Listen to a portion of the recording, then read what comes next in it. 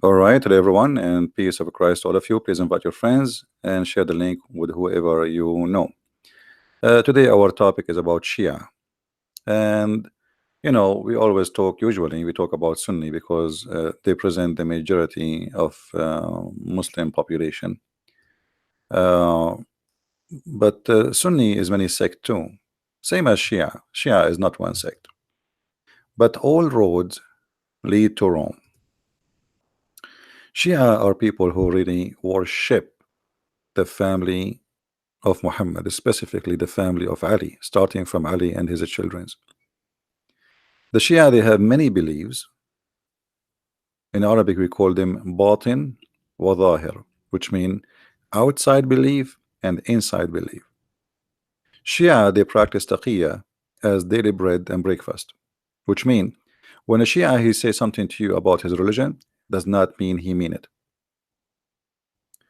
As an example, there is a person, all of you know, his name is Imam Tawhidi.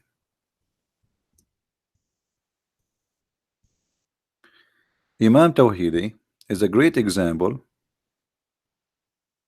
of Shiaism, professional liars, and he is willing to say anything to make you happy. Anything. Just use your imagination. He is willing to say to you that the caliphate were criminals. He will say to you, there is Muslims who commit a crime, blah, blah, blah, blah, but he will not dare to say the truth, which is what Shia believe, that they already believe in violence too. So, they have a very sneaky way, the Shia, in order to deceive you and make you believe in something how far away from what they believe.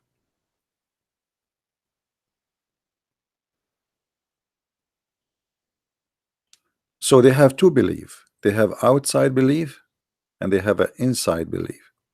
Outside is what you will hear from them.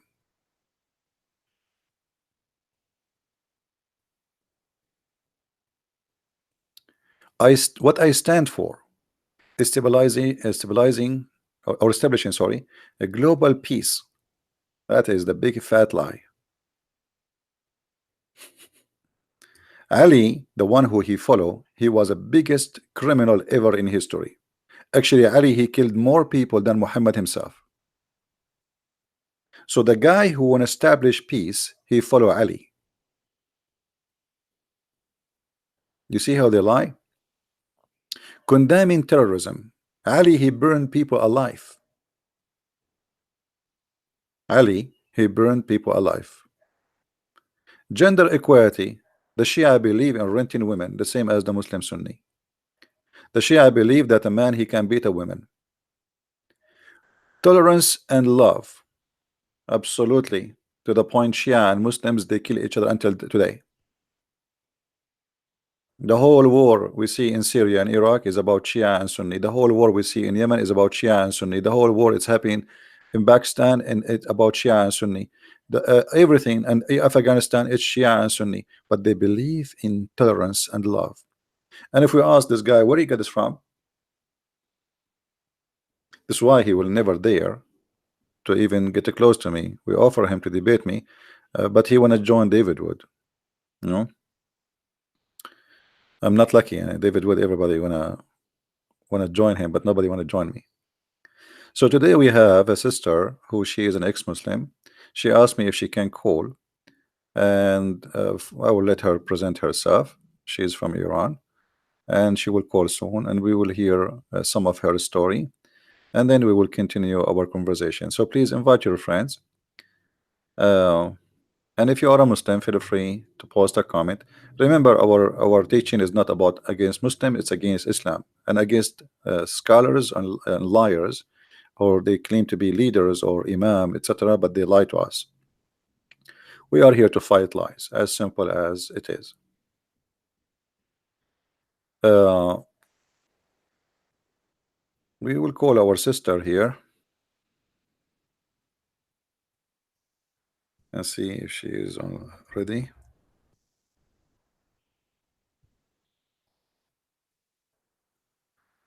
If you look with me in the screen, enhancing education. Hmm. Shia society is the most behind cave time society. And then Shia, they speak about education.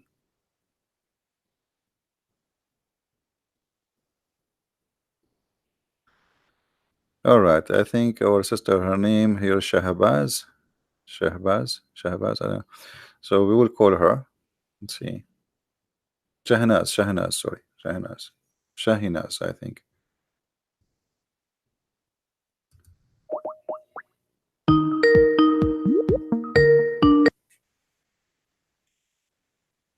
Hello? Hi, Hey, how are you? fine, thank you. Uh, Is my voice okay? I think your voice is fine for me, and I hope it's fine for everybody. Uh, we were talking about the Shia as we, like you asked me, because you are coming from a Shia background yourself. So before we start Sure. talking, maybe you can, present yourself, who you are, what you used to be, etc. And you can give like only give information which you feel comfortable to give, please. Thank you.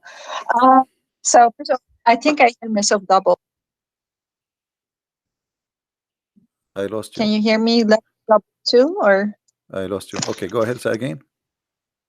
okay, so I have a really good connection. So, but I just want to know if you hear me double or not, No, I hear you because fine. I I hear hear. you fine. Okay, sorry.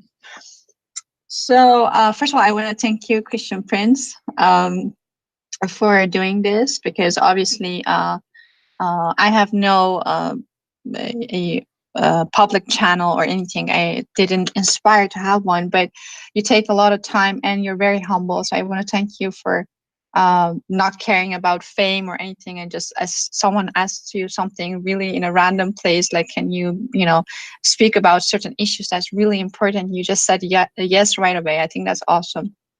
And yeah, I'm really I feel honored to speak with a person with such a heart. Um, about me, I was a born Muslima child. I mean, like I never chose to be one or be born in a family or in a society that would dictate Islam as the norm, not as a choice. So I went to a Islamic school in the Middle East.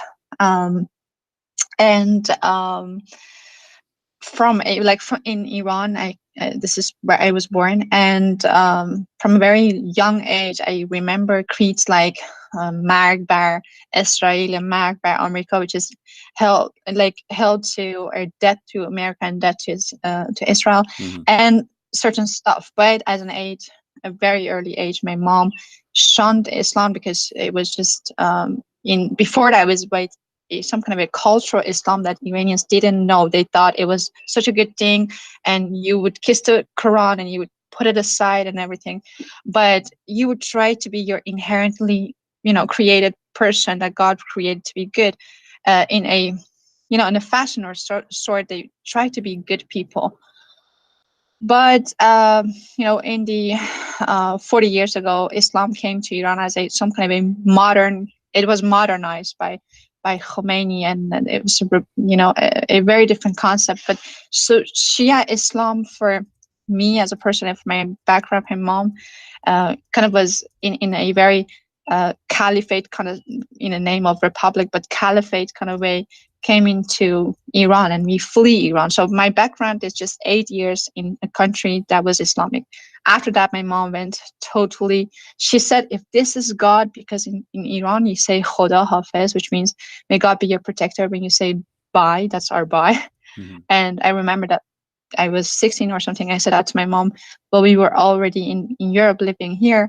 And she said, may a dog be my protector, but not God. So that was how angry she was at Allah, because she read the Quran and she was like, and the Hadith as much as she could, and was very rare in that time to see what this whole thing was. Why was everything changing? The universities, she wanted to go study law, but that was just closed up for 2 years. Everything was closed off, and she would hear the most strange things ever.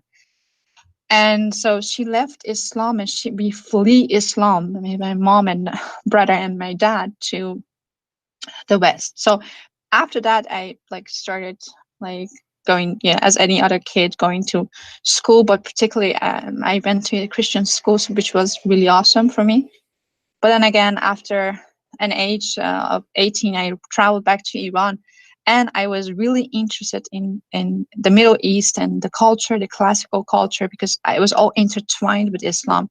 So I started this whole path on Sufism and Molavi and Shams and all these people, which was all from the East, Far East, influences from the Far East, but it sounded like better than Islam. It sounded some kind of a self-actualization through, spiritual practice of Mhm. some sort. But then again, Islam, after studied like the last few 7 years, I've been listening to people like loads of people like David Wood and other people, and I've come to understand real Islam through people in the West, which is awesome. And then I came across you, and I was like, the things that you say and the things that you know about Islam is so deep. It's so deeply. I mean, like, it's not that Islam is deep, but you go deep into the to the adultery, to everything that is really. If people would know this, Iranian people would know this. Actually, what you're saying, it will just like kill a lot of it for them in their minds, at least in even 1 hour. So I'm really excited because I think a lot of people could listen to this after the translation and actually come to see what, like, who was Khadija. Like, so I just want to go with your title because I saw that you changed the title to Shia Islam. So you are, free to start whatever you want to start with. And I have a lot of questions about Shia too, so we can do that in that format if you like to. No, So I this was promise my you. I promise you. Don't tell me. Actually, you wanted to tell me the topic. I said don't tell me, right? Just give me the question. So yes. I keep my promise. Yeah. What is your question? Go ahead. No problem. Yes. Okay. So, um, in Iran, we have this very weird concept about Khadija. Mm, We think we have been, thought this for years now, decades, that she was a very, we say moment. She was a very good woman. She mm. was very articulate, but also very learned, and she was very rich, as she was his Muhammad's first wife. And I like you to start about her character in the most detailed way, fashion that you can, because I think that's that's a huge lie, one of the lies.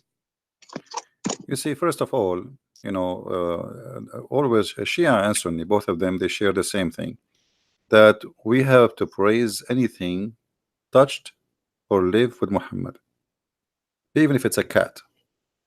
So anything around Muhammad, belong to Muhammad, owned by Muhammad, have to be praised.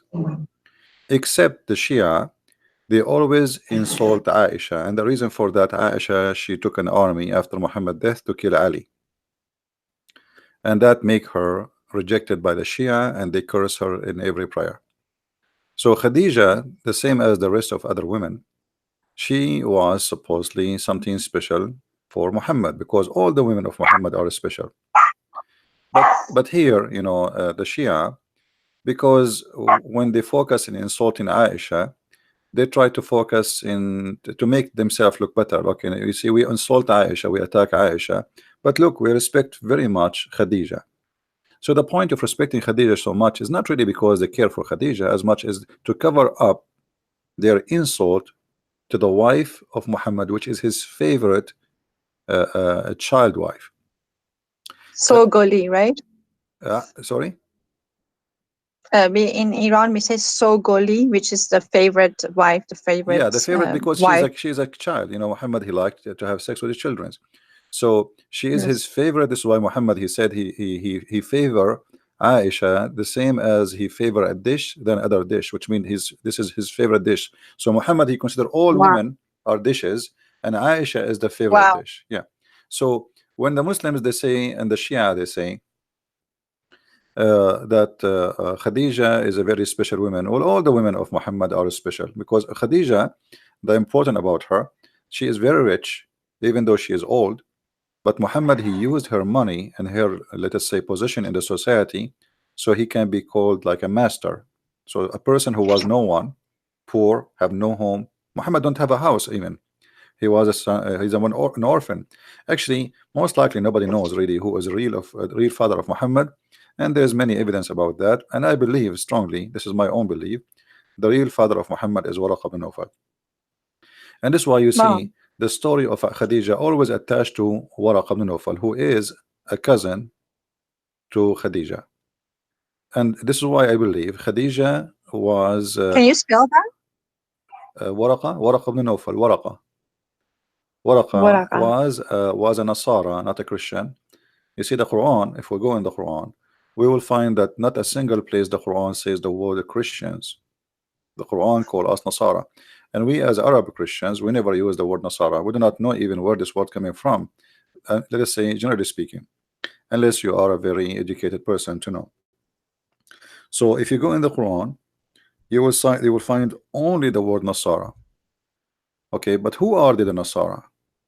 The Muslim, when they translate the Quran, you will say they will see they translate it as a Christian. In fact, they are not Christians and they have nothing to do with the Christians. Uh, and even Muhammad, he called the Right, we're Jews. sectarian, right? Nasara is a Christian cult, which is the same as Jehovah's Witnesses today. They are not Christians. And Yeah, they're sectarian. Yeah. yeah, in the same way, you know, for Muhammad, he don't even know how to call the Jews, so he called them Yahud. But Yahud are Yeah. not really the name of the Jews. How you can call them Yahud? Because even the word actually in English Jews is not really accurate, because Yahud is, you are talking about a specific group of the Jews, not the Jews. Yes. So Yeah. Muhammad, he do not know how to call the Christians. He misquote the name of the Christians, misquote the name of the Jews. He called the Christian Nasara, he called the Jews Yahud, and both are wrong. Now the Muslim, they say, including the Shia, that What Khadija, is she the right? was What would be right? The right phrase for Jews? Print here. but the Israeli, because simply they are the Oh, children of Israel, exactly. you know. Yeah, uh, like Jacob's name. That's how the yeah, tribes tell. actually Yeah. even the Quran kept them, called them that name many times. But Muhammad, when he want, he called them Yahud. When he Yeah. want, he called them the children of Israel. And So what does that mean? Food. Yahud is coming from the Yahuda. You know, the like there is a One maybe we who can make a betrayed sanctions. Jesus. No, no, like there's a tribe. The Jews, they have a tribes. So uh, every tribe have a name or have, let us say, a title. So Muhammad, obviously he cannot differentiate between a name of a group and the belief, because Mm, Yahud is not a belief. Yahud is just not a a belief. tribe. Yeah, Yeah. it's a group of people who belong to like um, Certain tribe. Yeah. a tribe, or let us say an ethnic, or etc. But the Yeah. Yahud is not all the Jews are Yahud. You know what I mean? So not all the Jews are Yahud. So what do you mean when you say Yahud? So and the same when they say the Christians, they say the Nasara. There's not That's even a single Christian is a Nasara. So who is a Nasara? Nasara simply mm. are people who are rejected by the Christian at that time, who they became, let us say, extreme in their belief. And this is where Muhammad, he started getting his ideas. Like the Nasara, they It's believe some sort of Arianism, right? they are what? In it is this whole Nazarene stuff is their beliefs, but some kind of a Nasara, Arianism. Nasara is a word mean poor, poor. So they call them poor not because they are poor with money, because the Christian called them poor for not understanding the Bible. So they've been called the poor and they are rejected. Hmm? Really, yeah. Like when you call More so. somebody Yeah. the silly, the stupid, you know. So Yeah. the Christians are polite. No, They don't no. call them But stupid. They I call mean, them poor. I meant actually these people who the Christians, the real Christian followers of Christ, with Sean the Nazarene. I think their belief, in what I have read about them, was that there was an influence of Well, it's a Arianism, which is also very. this is a mix of many belief at that time, Of, and those Nasara is kind of a mix. So they kind of like they have a some from many cult. You see what happened in the Arabian Peninsula, because it was out of the control of the Roman. Anyone he's outlaw wanted, he run to the Arabian Peninsula. So the Jews too. They were outlawed by the Roman. Why? Because in the year 614, the Jews, they helped the Persian, and you are a Persian, they helped the Persian to occupy Jerusalem. When the Persian occupied Jerusalem, they slaughtered all the Christians inside and they burned the holy church. So Really? yeah, and this was in the year Okay. 614, and actually even the Quran speak about this incident where the Quran says that the Roman, there's a chapter, it's called the chapter of the Roman. The Roman were defeated and they are going to be victorious after defeat. So this is why the Jews through history, they always either go to Arabia or go to Persia.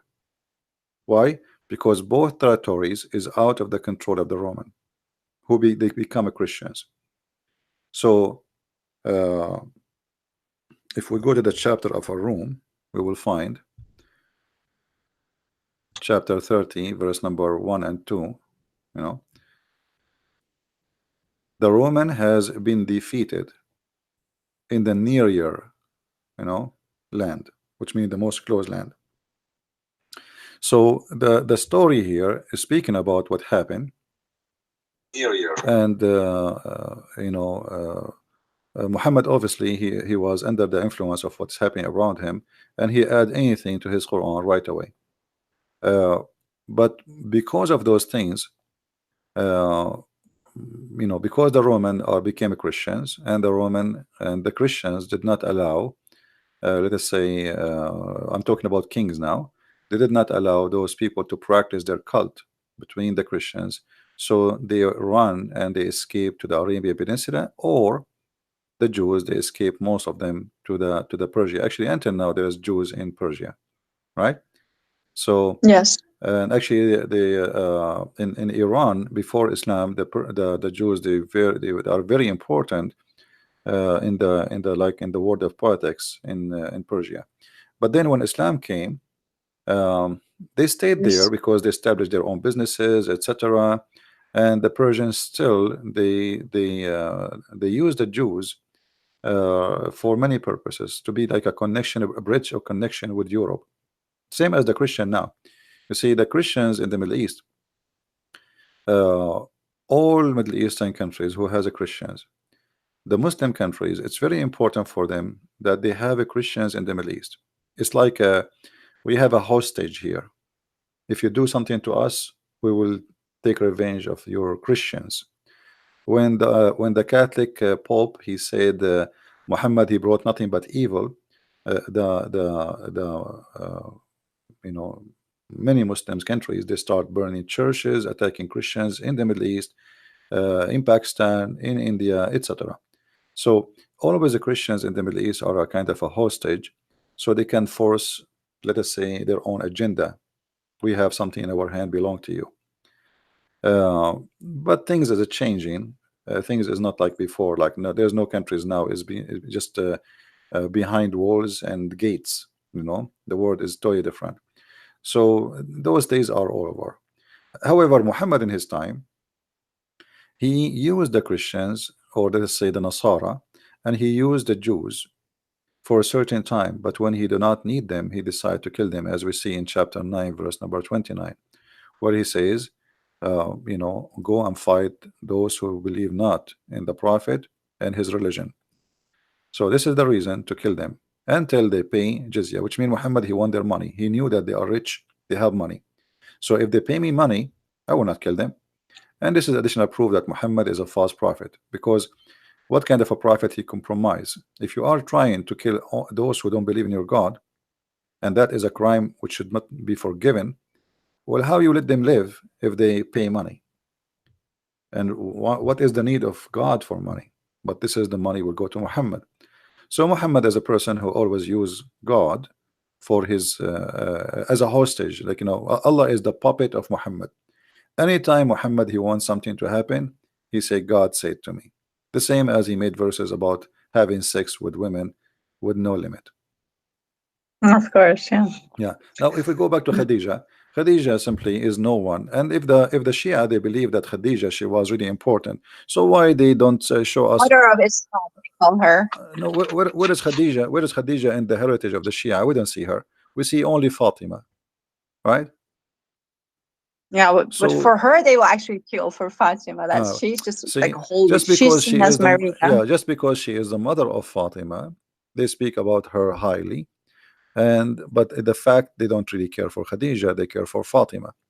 Now here, we know that the Shia believe that Fatima and Hassan and Hussein and Ali, they are made of light.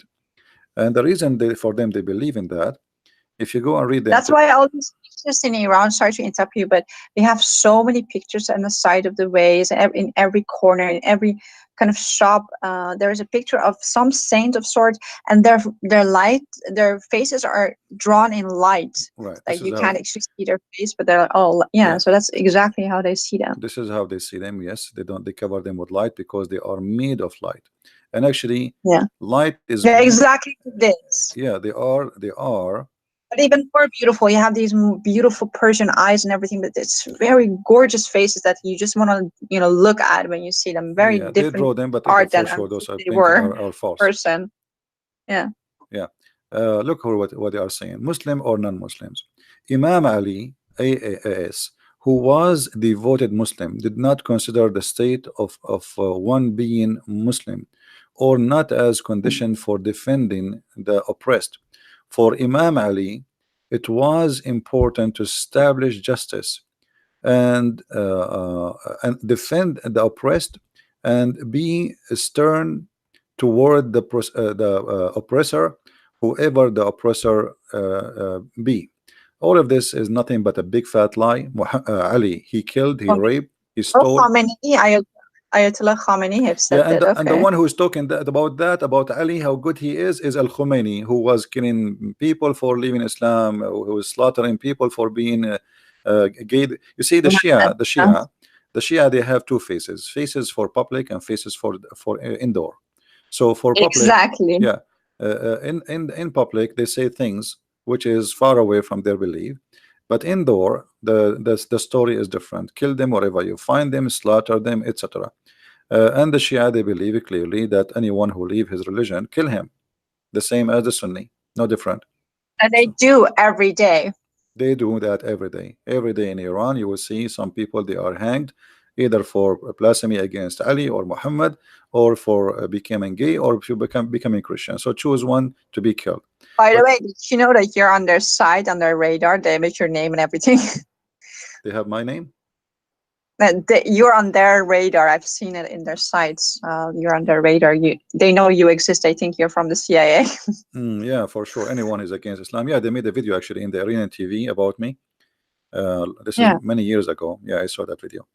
Uh, anyone who Anyways, exposes back to anyone who the expose their lies, he is an enemy for Allah. always. They're And either now, a spy from yeah, from and let Israel, us or see, they're from let us CIA. see the tolerance of the Shia. So if I go right now to Iran and I stand in the corner says Muhammad is a false prophet, what will happen to me? You will be imprisoned and you will be Executed. accused They will for kill me in the street. insulting the They prophet. will kill me in the street. They will not even take me to prison. They will cut me pieces. So they say things, this is what Shia is about. You see, Shia and Sunni, both of them, they practice taqiyya. But Shia, taqiyya for them is a More. style of Yeah. life. Like you have to do taqiyya in everything, anything, even with your wife.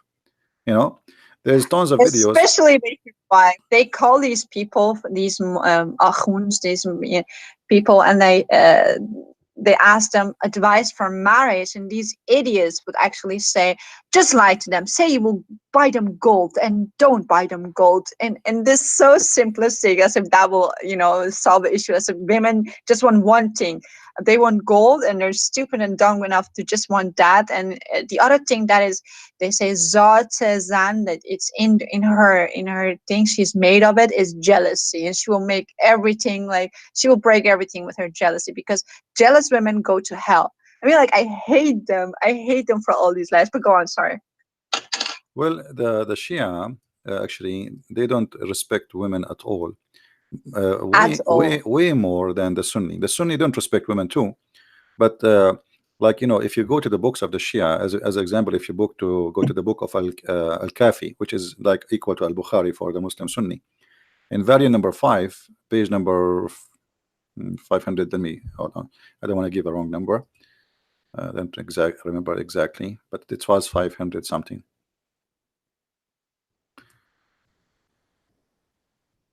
Yeah, page number 510. Let me, Okay. okay, I just open it. So uh, the Shia, this is Shia, this is not Sunni, so Shia cannot complain. Uh, the Shia, they believe that women, when women she get older, Oh my she God. lose the best of her good. She have two part. She have two part of her. One part is for evil, and one part is for her beauty. Uh, and when she let me translate in English. I will use Google translation here. Let us see.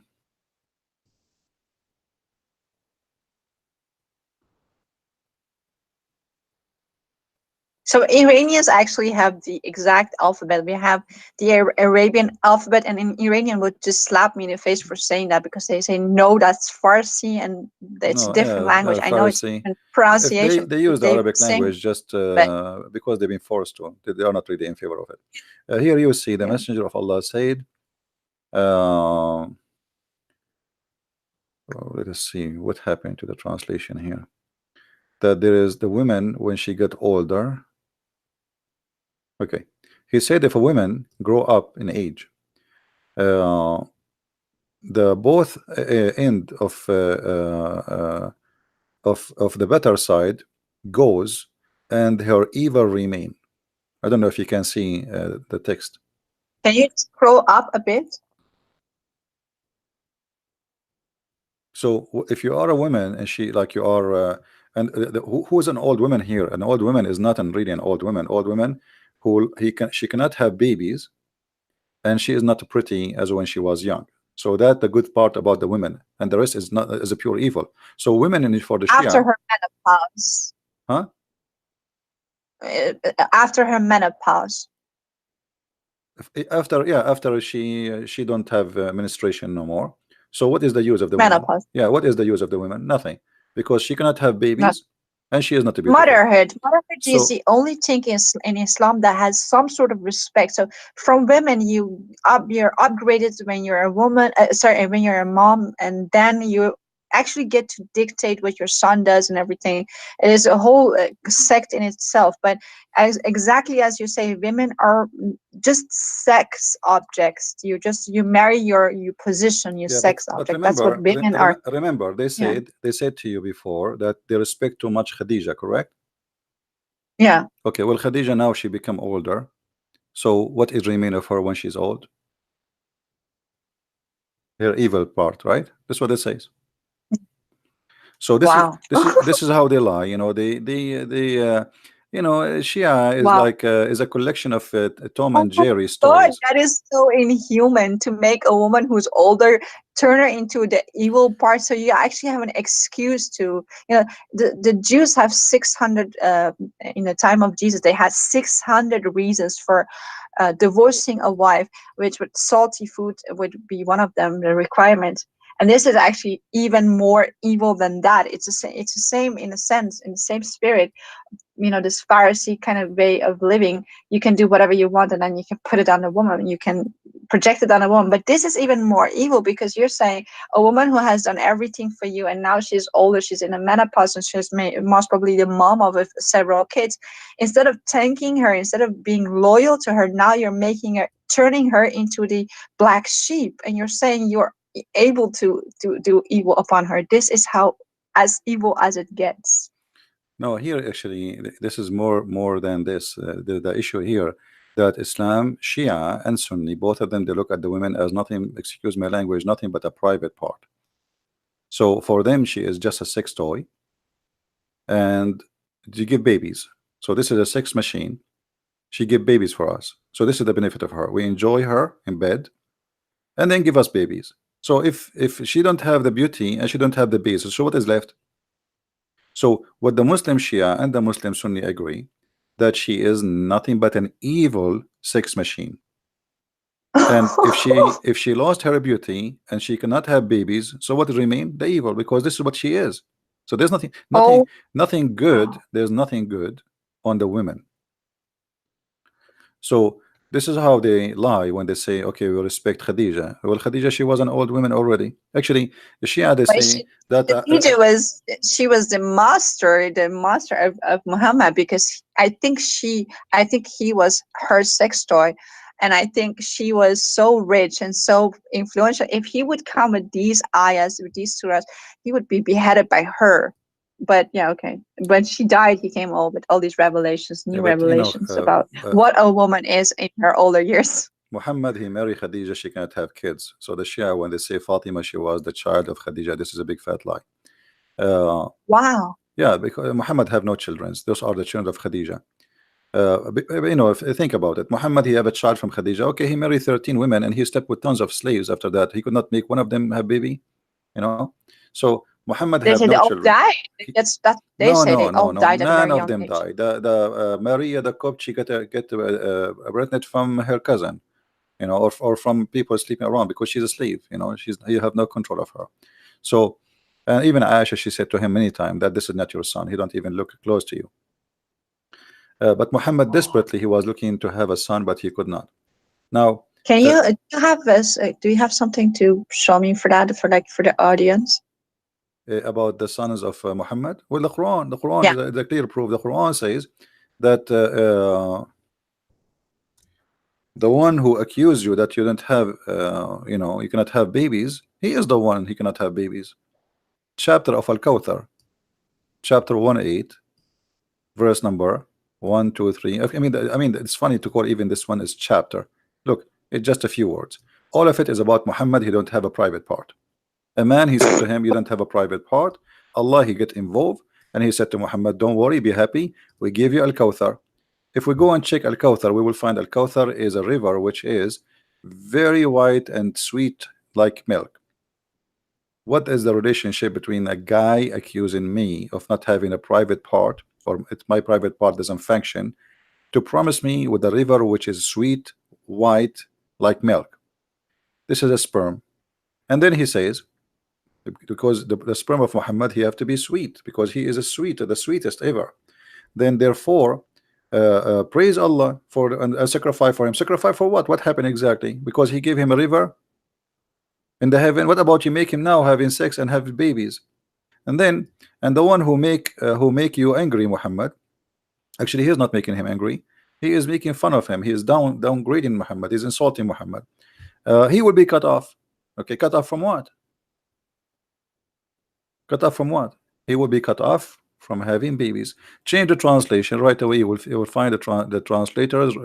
This is why we say never trust a Muslim translation. Never. They lie. We change the translation. Look, there it says from the hereafter. Here it says from having children. Do you see it?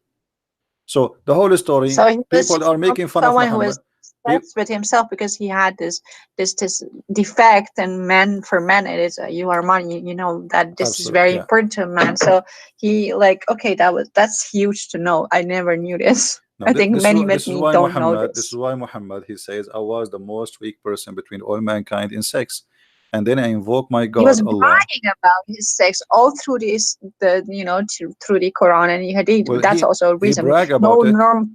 Yeah, normal person brags about their private life, he right? No brag. moral person would No, do that. he brag about it because he's trying to cover something he believe it's Purpose. missing.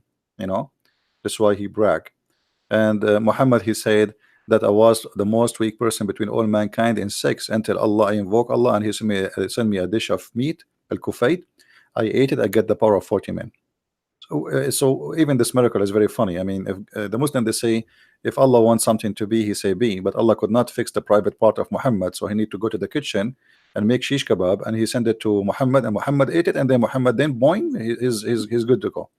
Uh, all of Islam is And a like she's yeah, Islam is a collection of stupid story. Additional to that, oh, the Muslims, because this is your interest about women, the Muslims, Shia and Sunni, both of them, they believe that women, she is created for sex. If you, there's a book, it's called Al-Khisal, by Sheikh God. al-Sadduq. Al-Khisal. So this is Shia book, not Shia, not Sunni. And by the way, Sunni, they agree with that too. So there's a hadith where it says that Allah gave the women 10 part of a sexual desire, one of it only for the man. So the man have only one sexual desire, or let us say joy when he have sex. The women, she have 10. And then and then he says, but because Allah, he made the women shy to say her desire, she don't say it. So they always, they view the women, actually let me find it for you. Always they view the women as a sexual entertainment. But Okay, also someone who there we doesn't go. have control, right? Yeah, the women, Allah, he made her in such a way. So he says, let us translate to English. Hold on, so people can read. Oh, I don't know what happened. We say translate, it took us to something else. Let us check. Yeah, I have a million questions, so sorry for keeping you from your topic. Yeah, no problem. It's okay. All right, here we go. We switch to English. So look what it says here. This is the book of Al-Khisal, page number 438. Here it says, in the authority, etc., etc., it says, Allah made, yeah, the translation is not good, the women sexual desire 10 times when she have sex. She have 10 sexual desire, and one only for the man. But because Allah, he forced modesty in the women, so she cover her desire. You know, she don't talk about it. All right. Yeah. Okay. So this is how they view always the women. And this is why Muhammad, he brag about his sexual desire, but no women she brag about It, his sexual what desire. Allah has made love 10 parts. What does that even mean? 9 of them in women and 1 of them in men? It's Well, just so he gave the poorly women, written. he gave the women. This is why Muhammad, he says the women, she have 10 private part, 10 private part. One of them is her What does private that part, mean? the one between her legs. The rest are her hair, her voice, her eyes. All of them. Women, she is always a private That's part why in we Islam. have to cover up all these parts, Yeah, right? because this is when she get married, she cover only one, and the rest is still exposed. So she have to wear the burqa. You know, when a woman she marry, only the private part between her legs is the one is covered. Uh, and then the Muslims, actually the Shia, they go farther. This is why I have my book Sex and Allah. People can read it. The Shia, they exaggerate and they speak about. They are obsessed with sexuality, obviously. So they claim that the women, because their imams, they told them that women she have 10 sexual desire, and if the women she got horny, she can really do what 10 men cannot do. All right. So uh, uh, let me find this.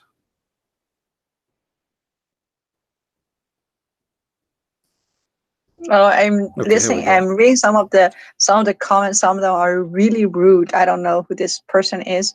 Rat Prophet, but it's really rude. Some of the comments. I'm not looking at the comment. Let me see. They obviously are. All of them are over sex, and everything they think about is Well, sex. he Obviously, is gone. these kind of He people. is history. No problem. Don't worry about them. Don't look at the comments. Here you will see. Uh, it says here Amirul Mu'mineen. Okay. Uh, Here, look what Amir al-Mu'mineen. This is Ali. Ali speaking to Al-Hassan. This is not someone else. They say to you that we respect Khadija. Okay. إياك ومشاورة النساء فإن رأيهن إلى الأفن وعزمهن إلى الوهن وأكفف عليهن من أبصارهن بحجابك إياهن فإن شدة الحجاب خير لك ولهن من الارتياب وليس. Now those who speak Arabic they can read. So Ali is saying to Hassan, Al-Hassan his son, never take an opinion of a woman, because their opinion will take you to be destroyed, and will make you weak. Never take their opinion. And then you have Wow. you have to cover them You have to cover them from all eyes, which means nobody can see them, by wearing the hijab. And the more hijab you put, the better for them, which means the more you cover them, the better for them. And then he says, and they should not allow anyone to enter upon them or to get out, and never trust them. Never trust them. If you can do that, they will never know a man except you. Wow. You know. So this is what Ali. This is not anyone. This This is is an Ali. utter insult to women at very like hard. I mean, like it's just so aggressive. This is just like wow. Yeah, that's And yeah. it is exactly what the culture is. This is backed up by the Let us culture, the see. way they Yeah, speak to women, the we way will they see treat if we women, translate. the things they teach their sons about their future wives, which is so weird because there's themselves they're women who teach their sons these nonsense. Hmm. Wow. You see, we try to translate in Google Translation. It's coming close, but it's not really accurate. So he is warning Hassan. Ali is warning Hassan. Never take a consult with women, because their opinion will destroy you and will make you weak. And they have to cover, always to be covered, and they should not know any man except you. And this is the only way to make them know only one man, which is you. You know. And Oh, because they're so crazy they can't even control themselves, and they're just like these demonic people who just want sex, right? no, the reason, you see, the reason is to say such a thing. Like if you cannot see any man except a one person, then you will not see how bad he is if you cannot compare him to other men. You know what I mean? I mean, he will be good anyway. I mean, okay, your husband is evil maybe, but if you cannot compare him to something better, how you will know that the other one is better? So the advice is, don't let your wife see someone else, so she will never recognize something better than you, and she will never know a person except you. Wow. Yeah, yeah. Put her Oh inside her my God. burqa, and then she will never see anyone except you. So But female mutilation and everything that comes from it is all from this idea that we have these 10 parts and all we do is think and we are just uncontrolled because loads of us come actually according to what have understood from what you tell people is some of us are even made from kind of like some demonic being or we come from hell or whatnot, and just like we're just like creatures less than what we are in actuality. So we have to be controlled, we have to be treated this way, and we are seen for something that we are not. And the whole society is the whole society in Iran, and the biggest society I think problems between this Islamic society is this whole obsession with sex, which you well, see left and right everywhere. because Islam is a sexual cult. Everything in Islam is Yeah. based on sex. So this is why we cannot really uh, we cannot be surprised why they are obsessed with sex. Let us, if we go and see, try to find what the Sunni, like the Shia now, they say 10, she have 10 desire. The Sunni, the Muhammad, he said, according to the Sunni, she have 99 desire. Actually, some Shia agree with that. So the women, she have 99 desire. Let me see if I can find it. Oh God. Yeah, the women, she have 99 desire. And That's why they call us Jadugar. They call us all these Afsungar. And Persian people who listen to this, they know what these terms mean. We are some kind of a beings. We can bewitch man. That's how they think of women who are very sexy and stuff. yeah, um, I'm trying to find the hadith about the women, she have 99 sexual joy. And here you notice Muhammad how much expert he is, and how many the women, how many sexual joy she have. This guy, he have a degree and he study women carefully. Uh, let us see this one. Okay, let's see here. Um,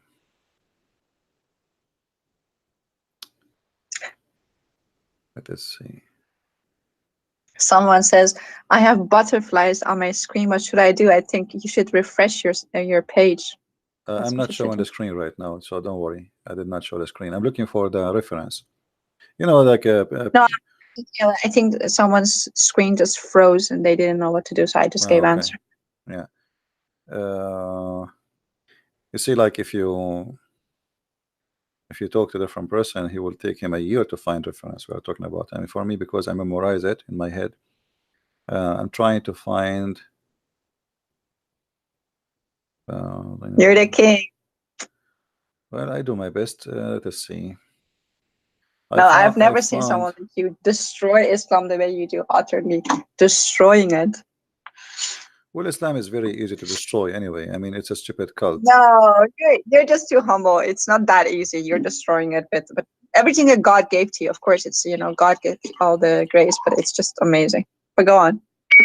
Let us see here. But this one is a Google book. We can translate to Google to English. We need something which is can be translated. Um,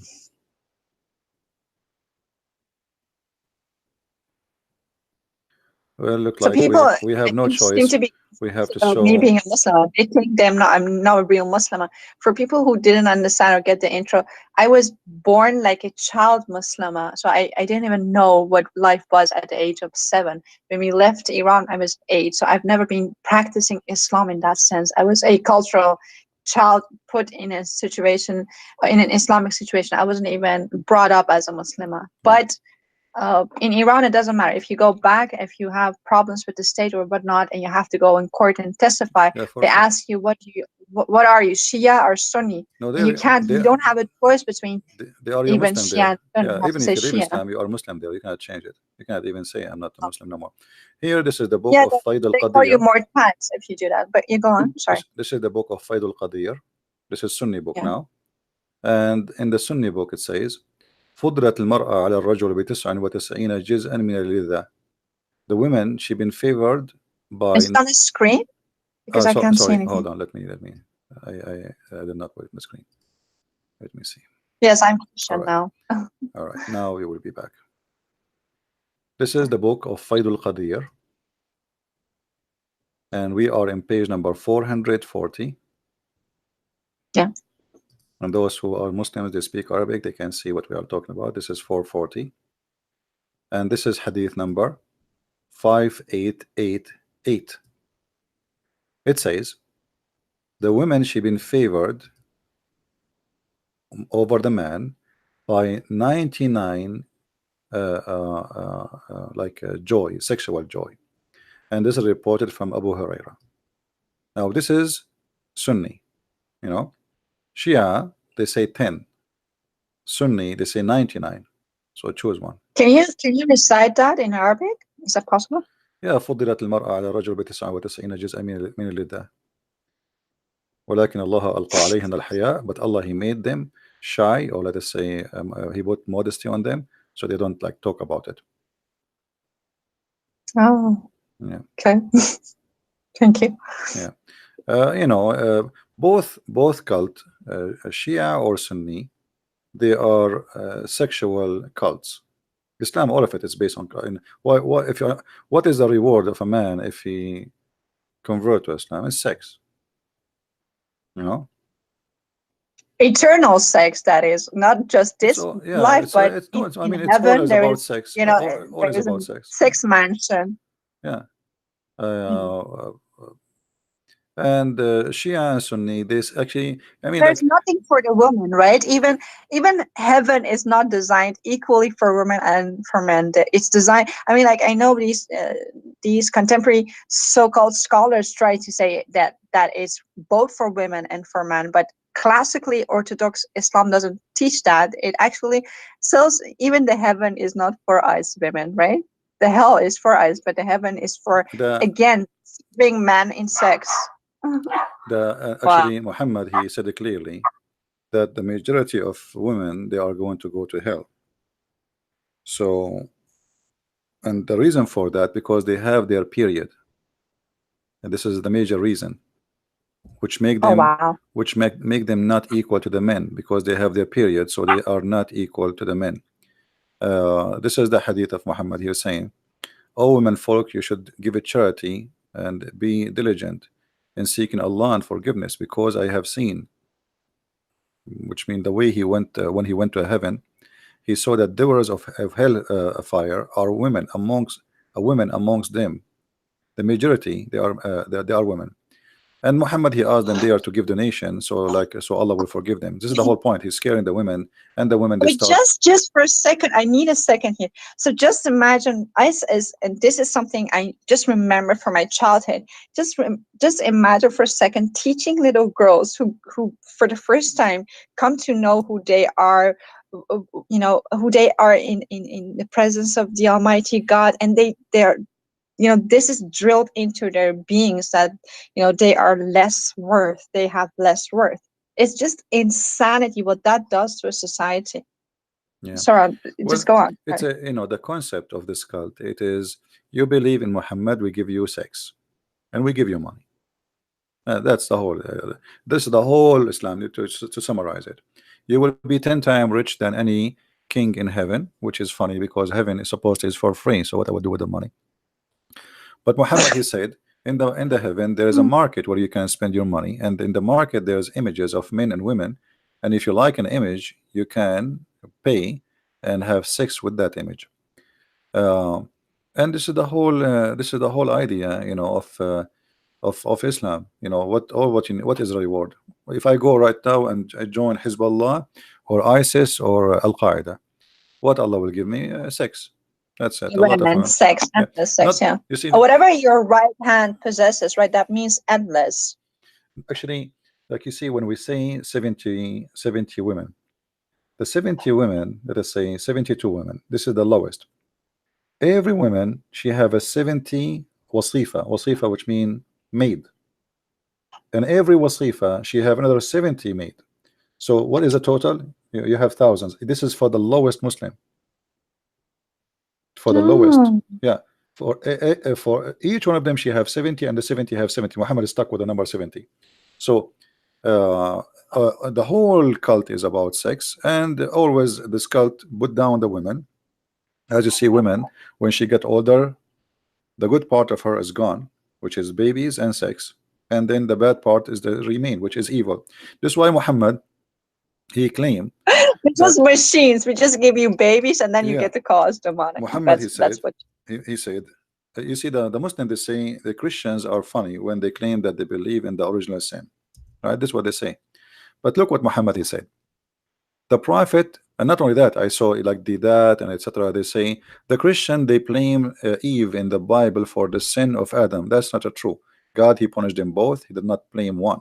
Same time, uh, the one who commits sin, he commits sin. Doesn't matter who is he, male or female. But look here what Muhammad said. The prophet said, where it is not for Bani Israel, which means the children of Israel, meat would not decay. Muhammad blame even the Jews for the food is damaged in your table. And then he says, and where it is not for Eve, no woman would ever betray her husband. So Muhammad teaching the Muslims that all women are the same as Eve. And Eve, she was a bad woman. She betrayed her husband. And actually, he used the word in Arabic, khanat. Khanat, the one who But this cheat. is their pride and joy. I see these modern scholars defending this notion, saying, well, you Christians, you believe that Eve was the one who actually, deceived Adam. But we Muslims, we don't believe that. We believe that Eve and Adam and Eve were equally sinners. But this is so not true then. What you're saying Yeah, is well, everything they proving the say, opposite. you see, Muslims when they say things to you, they bet in But your. this is actually the opposite of from the truth. Why would they do that if they're proud of their what they like? If you and I would speak about the Bible, both I don't know about you, but I'm really proud even about the Mosaic law. I'm like, wow, that's so just, that's so good, that's so holy. I don't have to hide it. But this is also a proof that they're even ashamed of what is said here. They try to change it. Muslims, they play taqiyya, as we said. So when they say we don't believe in that, we go and we check, we find that they believe in that. But the Muslims always they bet in one thing, that you are ignorant, you do not know. And as long you are ignorant, we can lie and we can say why you believe in that, you know. And because you don't know how to answer them. Like, can a Muslim says to me what they just said to you? They cannot, you know. So this is why here we are trying to fight ignorance. Ignorance is the problem. Do you hear me? Yeah, I hear you. Yeah. So this is why Christians, when they listen to us, they need to take notes, save reference, because those things, the same as they say to you, they will say to them. And if you are not a person with education, you do not know what to say, and they shut you up. You know. But here, Yeah, actually, here you it's notice not even Muhammad. possible. It's not even possible, I think, in a theological way in Islam to critique Islam, right? You have no right to do that, even as a man, not only You as don't a have woman, right but for what? you I know. don't understand what. You don't have right to do what? So I thought this was some kind of a theology, Islamic theology, that there is no position, no one can take a critical position. I mean, like what Molavi did in Iran. I think he was the grandson of Ali. This is how I have perceived it to be true. And he came with all sorts of objections against the orthodox kind of Islam, and he was seen as someone who is not a is a murtad. He's not a Muslim anymore, because so whatever you someone poses something, even within some kind of a understanding of Islam, but difference from idea, that person is seen as, whether man or woman, as seen as murtad. So I think this is a theological thing that no one is able, or no one ought to critique Islam in a Islamic format, right? Or is that just for women? You see, this is not about a mullah, not about a Muslim, not about. This is what the cult is about. The cult is made by the man for the man. So whoever is reading the cult, studying the cult, he had to understand that this is a religion made for the benefit of the man, and the woman, she is just a sex toy. So no matter who Mm. is the one is talking, no matter who is the one is reading, no matter who is the one is listening, this is the concept, and this is the benefit, and this is the target. The target is, you believe in Muhammad, you go to heaven, you have sex. Women are made for the man for sex, and in the Yeah. heaven, those women, Allah will even take from them their jealousy, which means you will become a sex toy. You have no feeling. So your husband, he can So sleep can around. I ask you something about Hmm. this jealousy? So in they always drill us women in Iran. Jealousy is such a bad thing. You have to control it, because real women actually accept the second woman, stuff like that. They want to, really drink that. But so what does ghairat mean? Like do qayyur ghairat, Ghira, when you ghira, actually yeah, ghira is jealousy. no, well, ghairat is jealousy. Yeah, the ghira Okay, is, so I thought Khairat means what we believe in the Christianity to be zeal for God, righteous jealousy what God has for us. yeah, jealousy have Does many Islam meaning. have a Jealousy have many meaning. Depends, you are jealous about what. A woman, she can be jealous from uh her husband. He's talking to some women.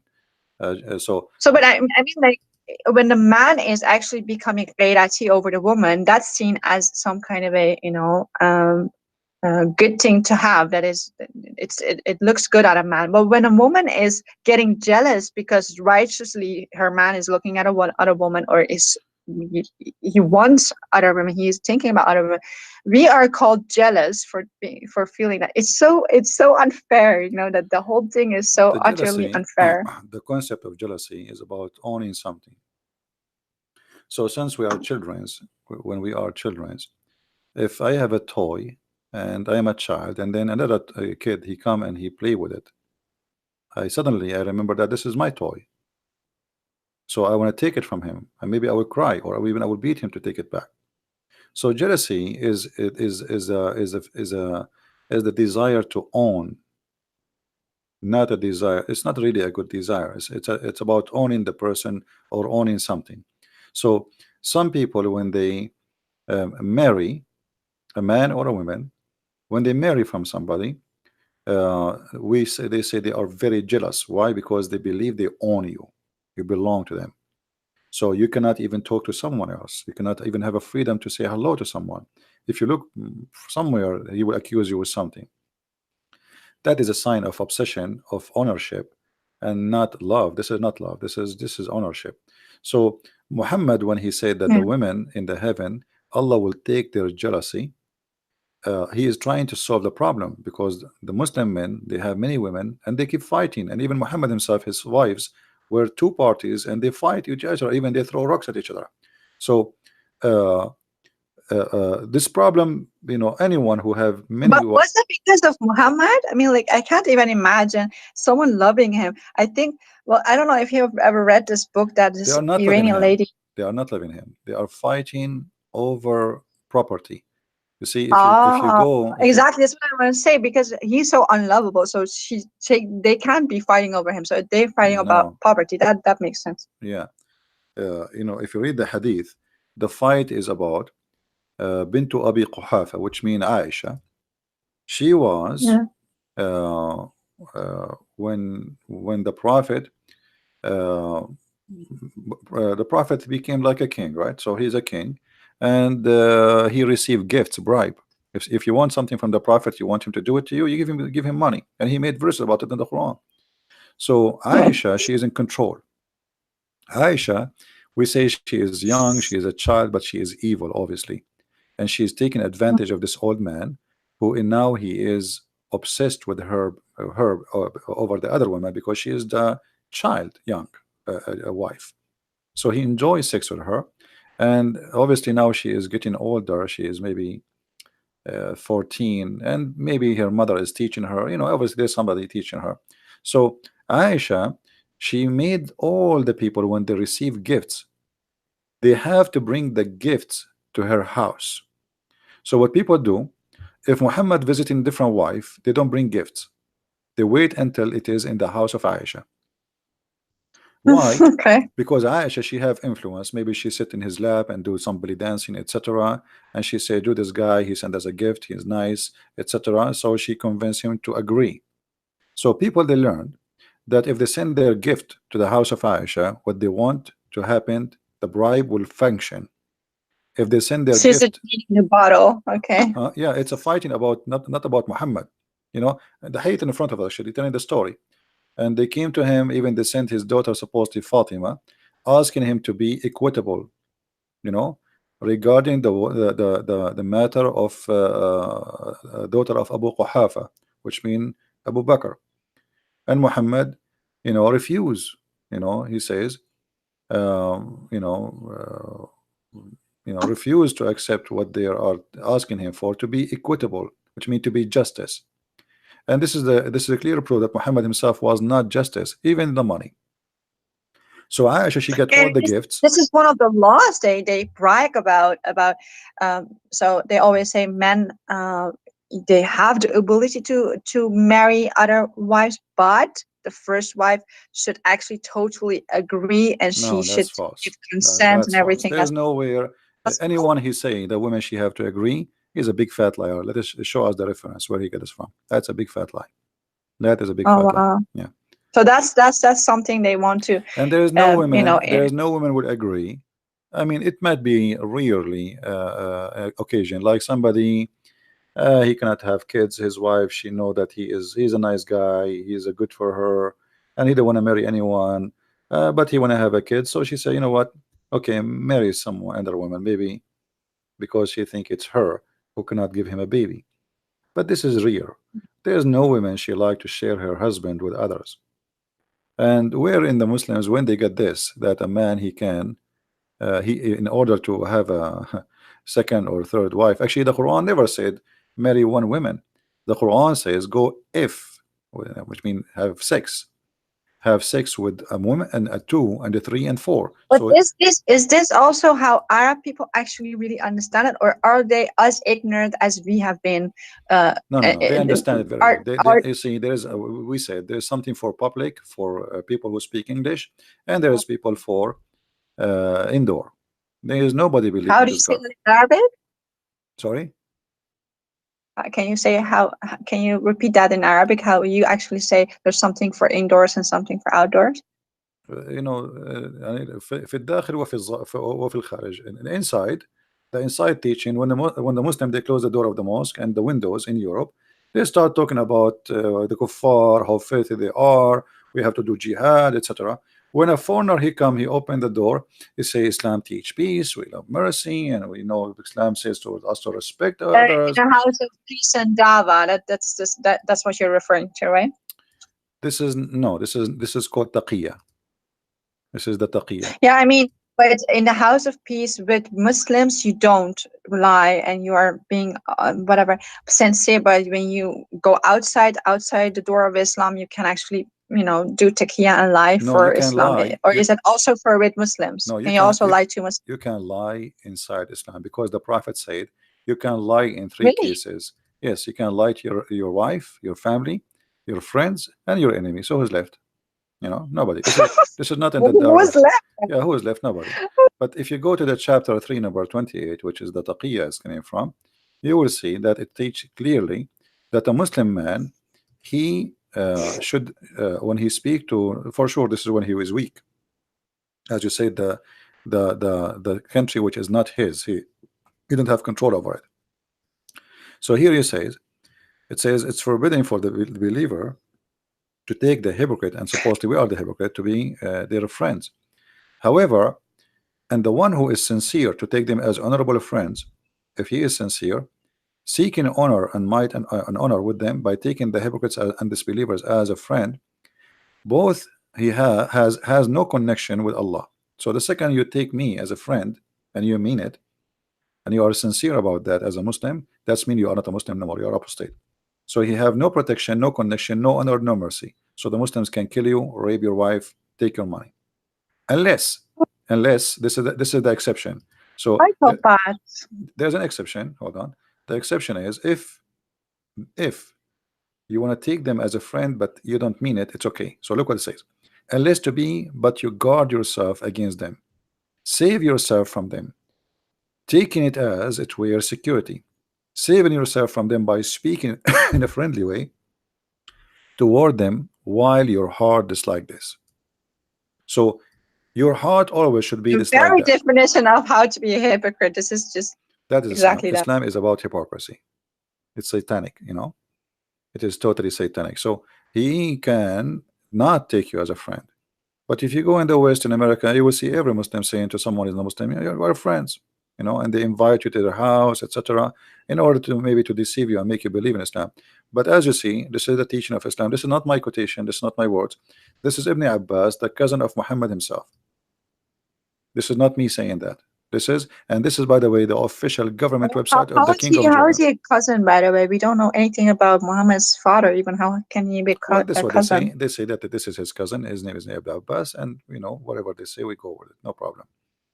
Hmm. Okay. Yeah, but this is what this cult is about. It's about deception and lies. And you specifically, most of the things you said tonight was about Shia Islam. Someone, Almir, I think she's Iranian. She's complaining about deriving from the topic, but it's all within Shia. This is all Shia Islam. Hmm. Yeah. So, can I ask a different question also Sure. about Shia? Go ahead. So, can you tell me more about the character of both Hassan and Hussein? Because that in Iran, Hussein is praised actually as a maybe because I think Muhammad, as you said, is Hamd bar Ubad, like the one who is being praised, right? So he could be anyone. Hmm. It's very vague for me, all these names, but Hussein is actually it almost for some people it's an incarnation of who Muhammad was. So they in actuality either praise some people praise Ali and some people praise Hussein, not so Hmm. much Muhammad though. I've never, yeah, they say like salawat bar Muhammad or all Muhammad and stuff like that, but praise be upon Muhammad and his followers and his family, but like it's still really vague for me. Do you have more information, cultural information, like you and background context about who Hassan and Hussein were and their lives? And do you know something about this epic fight that he had, and he brought his son into that fight, and what happened Well, to him, which uh, made him shahid? there's many stories. All of it, obviously, it's a fabricated stories. Uh, as an example, Ali himself, he was not born in a normal birth. His mother, she gave birth to him in the Kaaba. This is Shia stories. This is Shia stories, and there's no source for it. I mean, Shia, they have tons and millions of stories. So, uh, he is the only one who was born in the Kaaba. You know, Some sign of a Jesus figure in actuality. yeah, they have like a lot of stories uh, about Ali and about Al Hussein and Hassan. Like as an example, when Fatima, First of all, what they sorry to say this, but first of all, what does it mean, Hassan and Hussein? Can you explain what the names mean? Hassan mean good, like Yeah. good and good. Hassan and Hussein is the same actually. Well, really? Both, Okay. yeah, both are like Good. the good and the good, you know. So Hassan The and good and Hussein, like the one is good and the one is uh, uh, the source of good, or let us say um, it's about being good. You know, it's not really too much different. But the Mhm. it's not here. Not a problem. The problem is that the Shia, they believe that Al Hassan and Al Hussein, they are created from light, and Ali. Now they don't mention Muhammad too much because simply Muhammad is just a cover up. You see, the Shia don't really care for Muhammad. They care really No, for Ali and his family. But Hussein. Yeah. Muhammad is a cover up to make themselves look like still we are a Muslim, you know. So the Shia, they believe, and they have their own interpretation for everything. So they say that the Quran says that Allah said that Muhammad, he is a light, he's a lamp. All right. And they, Yeah. from this interpretation, they say all the family of Muhammad, they are made of light. They are creatures made of light. They are not human like us. Mm. There's many videos on the internet actually speaking about this issue, that they are really made of light. They are not a human like us. They've been given shape of a human, but uh, they are not a human. They have the look of a human, you know. Uh, and then they involve Al Hassan Al Hussein, that they are the one who can take you to heaven. As an example, let me see if I can find some stories about them. Um,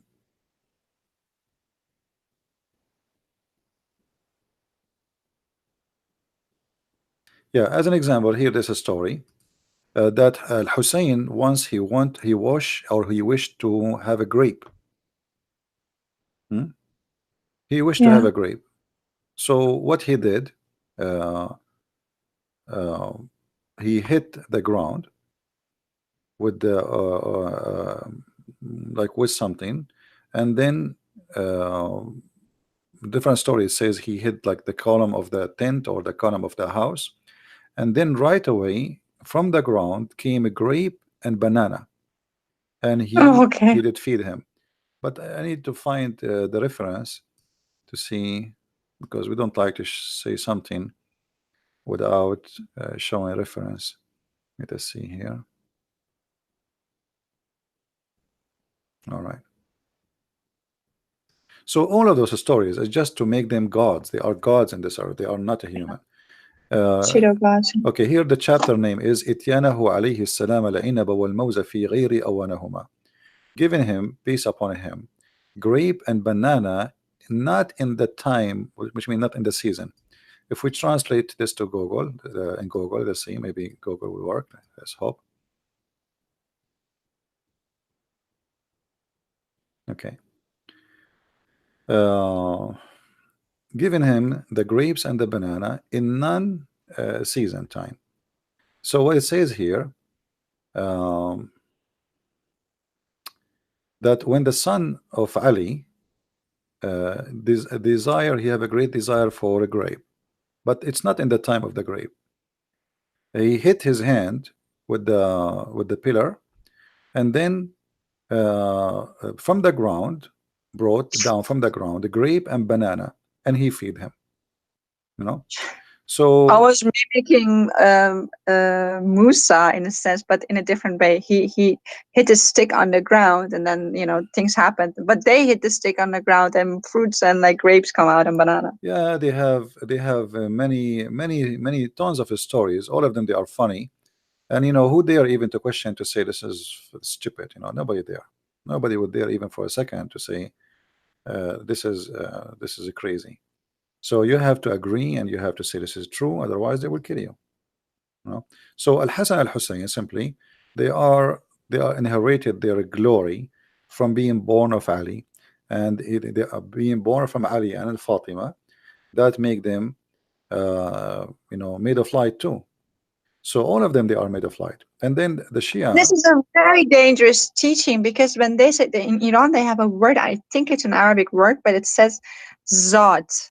I don't know. Have you ever heard that "zat"?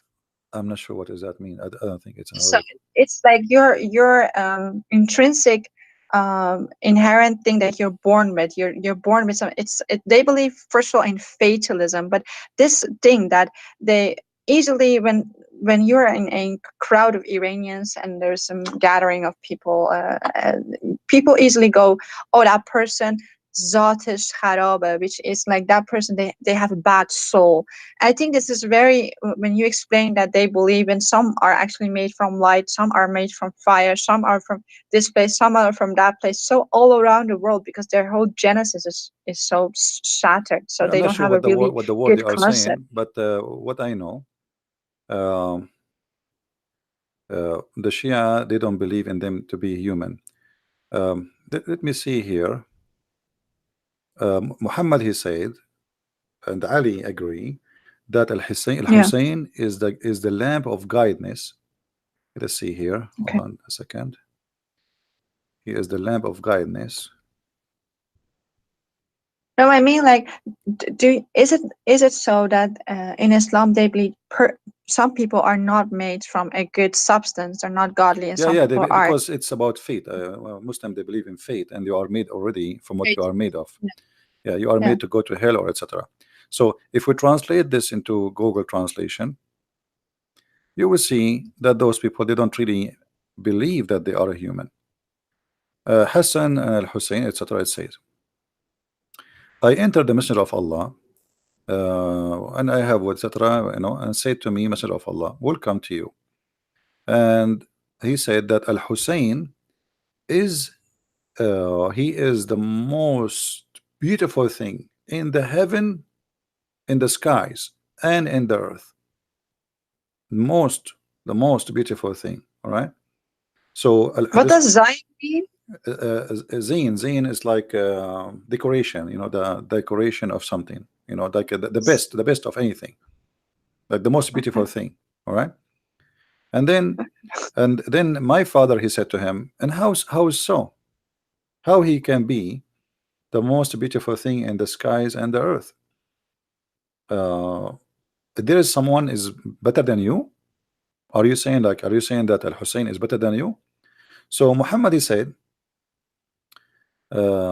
sorry, he answered him saying, and I swear by the one who sent me by the truth as a prophet, that Al Hussein, the son of Ali, uh, there's nothing higher than him in this earth. Wow. Nothing higher than him in this earth.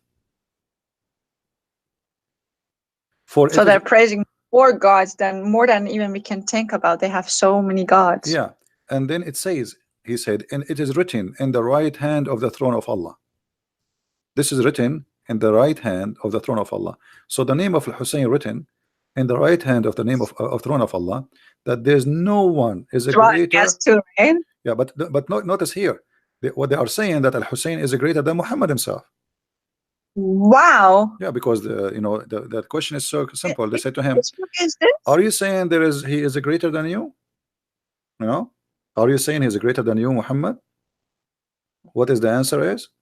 The answer is yes. For Because it's written. seated on the right hand of the throne of God, a lamp of Huda. A lot of what? Wow. So do you have the verse and the number of this? Yeah, this hadith we can actually, this is the Shia. Let us see. Uh, Oh wow.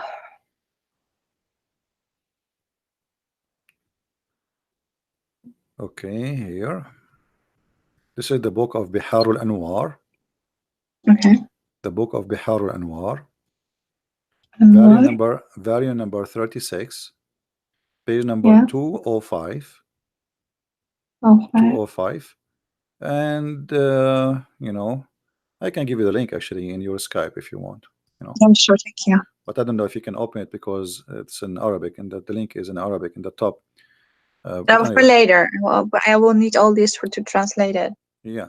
So this is what they believe, and this is what it is. And I mean, it's a crazy religion. What we can say, you know, this is how it is. So here you notice how the Shia, they use Muhammad to make Ali family gods in earth, to the point even Muhammad saying that he is the best and there's nothing better than him, neither in earth, not even in heaven, you know. And not only that, if you read carefully, he said that he is the ship of salvation, he is the light of guidance and the ship of salvation. Let us see if it's a translation come in here. um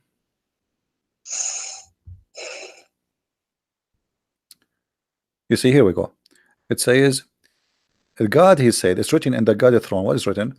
He is the lamp of guidance, of Huda, and the lifeboat, the salvation boat, and Wow. he is the good Imam. All right. So Yes. here you will notice how much those people they What uh is Huda? Huda mean guidance. Okay. Yeah, A Huda is an lamp of Arabic Huda. word for guidance. Yeah. Mm. And he is the most proud. He is the mission for Allah. Yemenite? He was a Yemenite? No, no, not Yemenite. Not. Well, here. No, Lifeboat, a good of no. Imam. This is Google translation. You know, Google Oh. translation. Yeah, yeah. Here it says like he is Yaminullah. Yamin, it's the mean, not Yemen, Yemenat.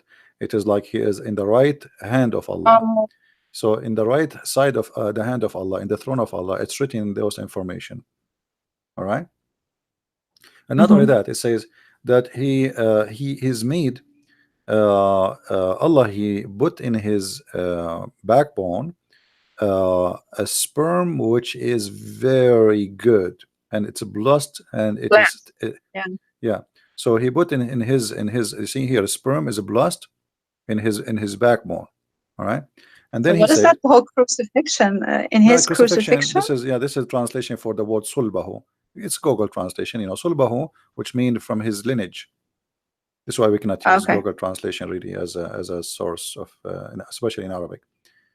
Okay. So yeah, and then he says, if you pray in the name of Al Hussein, your prayer will never be rejected by Allah. You know. So anything you ask for in the name, he will intercede. His name is he's the intercessor. All right. And he is the intercessor in the judgment too, day too. Uh, so uh, Hossein is an intercessor in Judgment Day? yeah, Oh, okay. yeah, because you intercede for you But if they're you. all deified then, aren't they? They're actually deified into the same position as Christ in their minds. Yeah, but this is what it says, and then uh,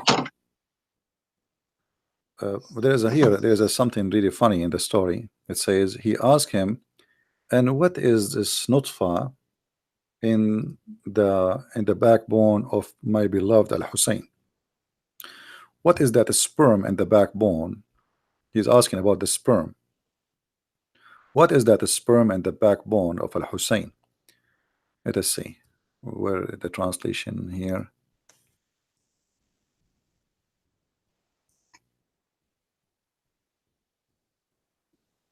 Okay, hold on.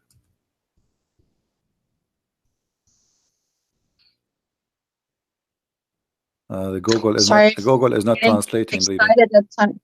Sorry, go on. I think it's getting late for you, right? You need to go, maybe. No, no, no, no. I just, Okay. I just wanted to say sorry if I interrupt you No, sometimes no, and ask so many questions because I'm so, so shocked, and I keep no, it's getting okay. out shocked by you. Like it's Anyway, just so they ask him creepy. about the sperm, which is he have Hussein he have in his back. He said this is sperm is like the moon, you know, moon. Okay. Uh, so this is sperm like the moon, and anyone who follow his sperm, which means his seeds, he will be a martyr, and he will be sorry, he will be doing the right thing, and he will be very wise in the eyes of Allah. Yeah. So here you will see that the Shia, they really worship Muhammad family more than Muhammad himself. Muhammad, as I said, is just a Yeah. cover, is like a ticket to get in. You know? So Muhammad himself, he's Hmm. saying that Al Hassan is greater than me. What do you want more? So all these sheikhs are born from these family people, right? Like Muhammadin, Allah Muhammad. Well, none of them actually born from Muhammad. Muhammad have nothing to do with any of them. Those are born from Fatima, the daughter of Khadija, and from Ali. Yeah. You know? Yeah. The So daughter from Khadija and Ali. sorry. So, so Khadija was, you said the daughter from Khadija and Ali? Yeah, because Ali, he married the daughter of Khadija, right? So Yeah. the daughter of Khadija married from Ali, Was not the daughter of Muhammad. and then they She have was just the daughter of there's Khadija. nothing to do with Muhammad, because Muhammad don't have kids from Khadija, and Ali is not from Muhammad. He is just a cousin. Oh. Yeah. So what the So there Shia, is no bloodline. All of it is a lie. yeah. So what the Shia did simply, they created a lot of stories in order to worship Ali and his family. You know, and they claim that Muhammad said those things. So anyone who will dare, okay, Muhammad, he is the prophet of Allah, he said those things, that Ali, Hussein is greater than me. So if he says that, must be true. This is why you see the Shia, they go and they do Hajj to Karbala, asking for forgiveness from Allah. Nobody want to go to the Kaaba no more, you know, and they pray on them, right?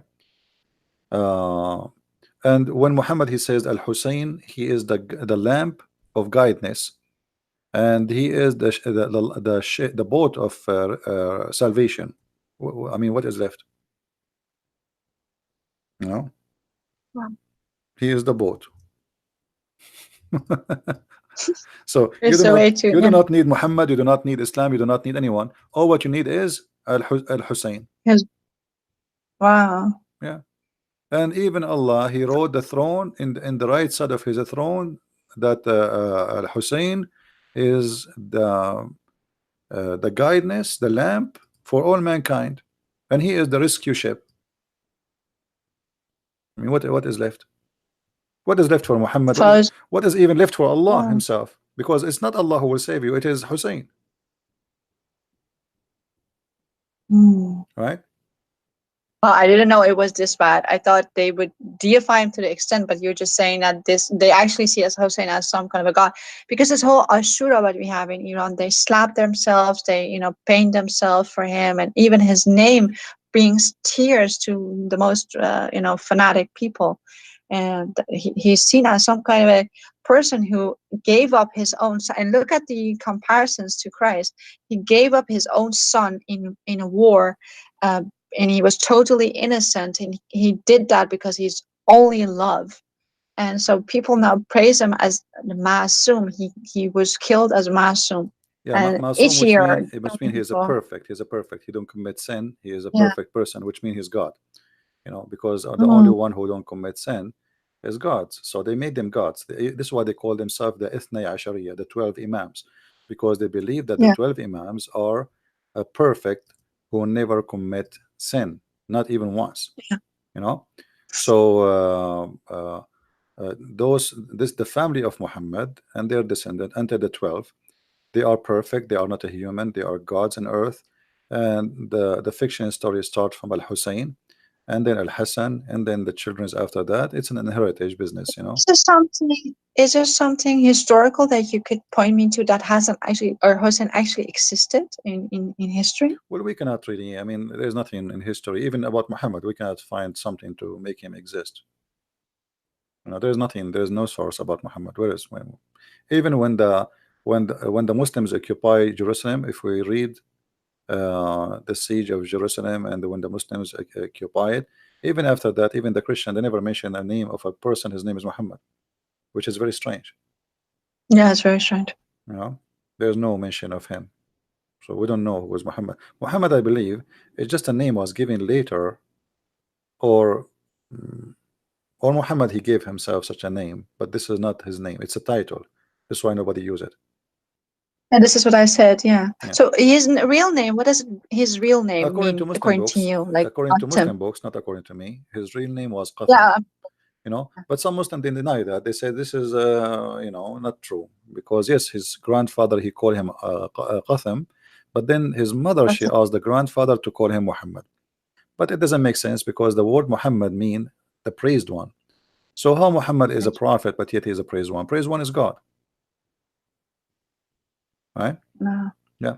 And even actually even Allah supposedly every all day long he look at his right side, for the name of Al Hussein is written next to him. He cannot keep his eyes away from Al Hussein. And Al Hussein, he will be in the right side of Allah in the throne. And each time a follower, which means Shia, he cry for him, Al Hussein will look at him and he will ask, he will like because he is close to Allah, so he will be forgiven. Uh, Mm. Uh, even some story says that he will be speaking from above the throne. Hussein himself is sitting in the throne of Allah. Wow. Yeah. So maybe some believe Some actually story. Hussein is So, actually the Muhammad in a different form. So what does Qasim mean in his like does it have bad there is many uh meaning. It can be the sperm of the hyena. It can be the damaged milk. It can be many things. sperm of the hyena? Yeah, yeah. It have many meaning. Uh, uh, there is a hadith. It says that Allah He gave him even the throne, which means Allah don't have a throne no more. But I'm trying to find Um, the reference. I so remember the sick. hadith very well, but I cannot find. Let us see.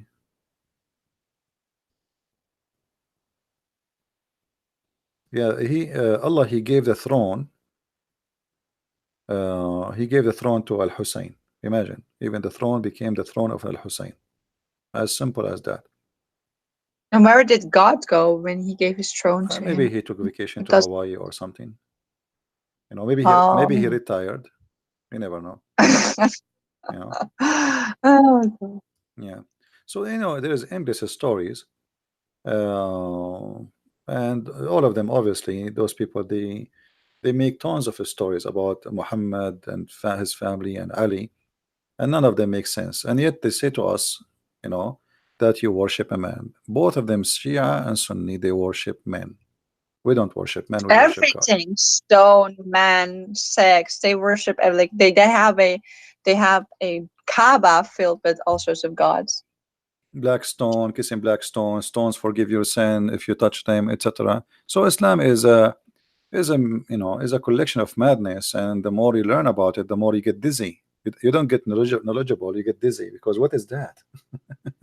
you know and the more you read about it, you find yourself like you know nothing yet because it's stupid, it's endless, and they fabricate Yeah. tons of stories and you do not know where is the real source, where is the truth you know uh, uh, But it also gives a lot of platform to new Muhammads because now in Iran, what you have, because most Iranians, like a lot, not most, a lot of Iranians don't, accept this sort of stuff, and they go into these so like intellectualized pseudo prophets who come in the name of Muhammad, but because it's such a vague term, Muhammad, like the praise was Hamd, so they can claim all sorts of stuff and even sound, of course, naturally better than Muhammad because they at least have some brains. But it's just fascinating how this sect is just whatever culture that is filtered through, that it is just multiplying in such a different variation than what Orthodox Islam even is. It's just endless nonsense braid altogether. Try to make sense of it, but it doesn't make sense. Well, nothing in this religion makes sense anyway, and uh, the only way it makes sense for you if you decide to become a believer, and which means whatever they say to you, you accept. That's it. But does it make sense that all of those things given to this guy Al Hassan Al Hussein? Who are they? What they did? I mean, what what happened? And and why Allah did not make Al Hussein? He is the prophet. Why he chose Muhammad if Al Hussein is the greatest? So it's crazy stories, stupid stories, and all of this is about politics and money, sex and money. All of what Islam is about, Mm. sex and money. Even after Muhammad's death, the Muslims they start fighting over sex and money. They never fought about God. They are fighting over who want to take power, which means he will have more slaves for sex and more money Mm. and control. Have nothing to do with God. Muhammad himself, he have nothing to do with God. All what he want, pay me money, you live. Pay me. You don't even the Quran says you don't have to believe. All what you say, don't say we are believers, say we are Muslims. So Islam don't care if you are a believer or not. Islam care if you say I'm a Muslim or not. All what you need to do, Mm. just say Shahada, and then you're fine. That's it. No, yeah.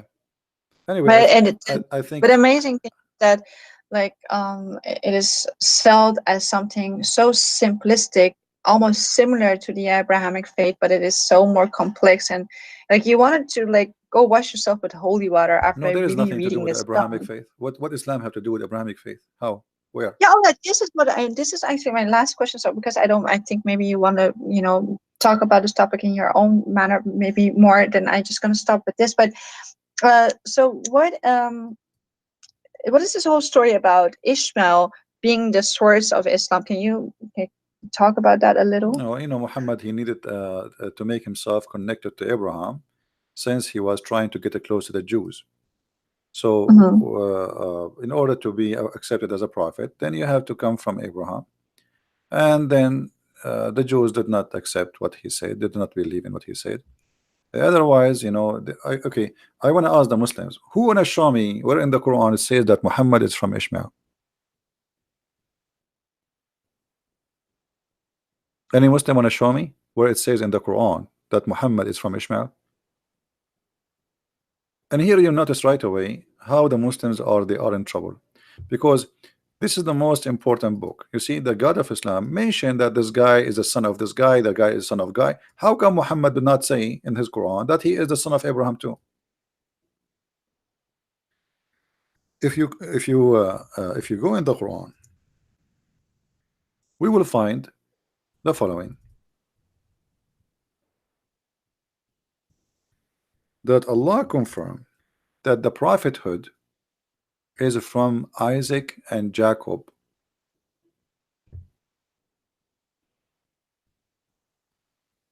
only.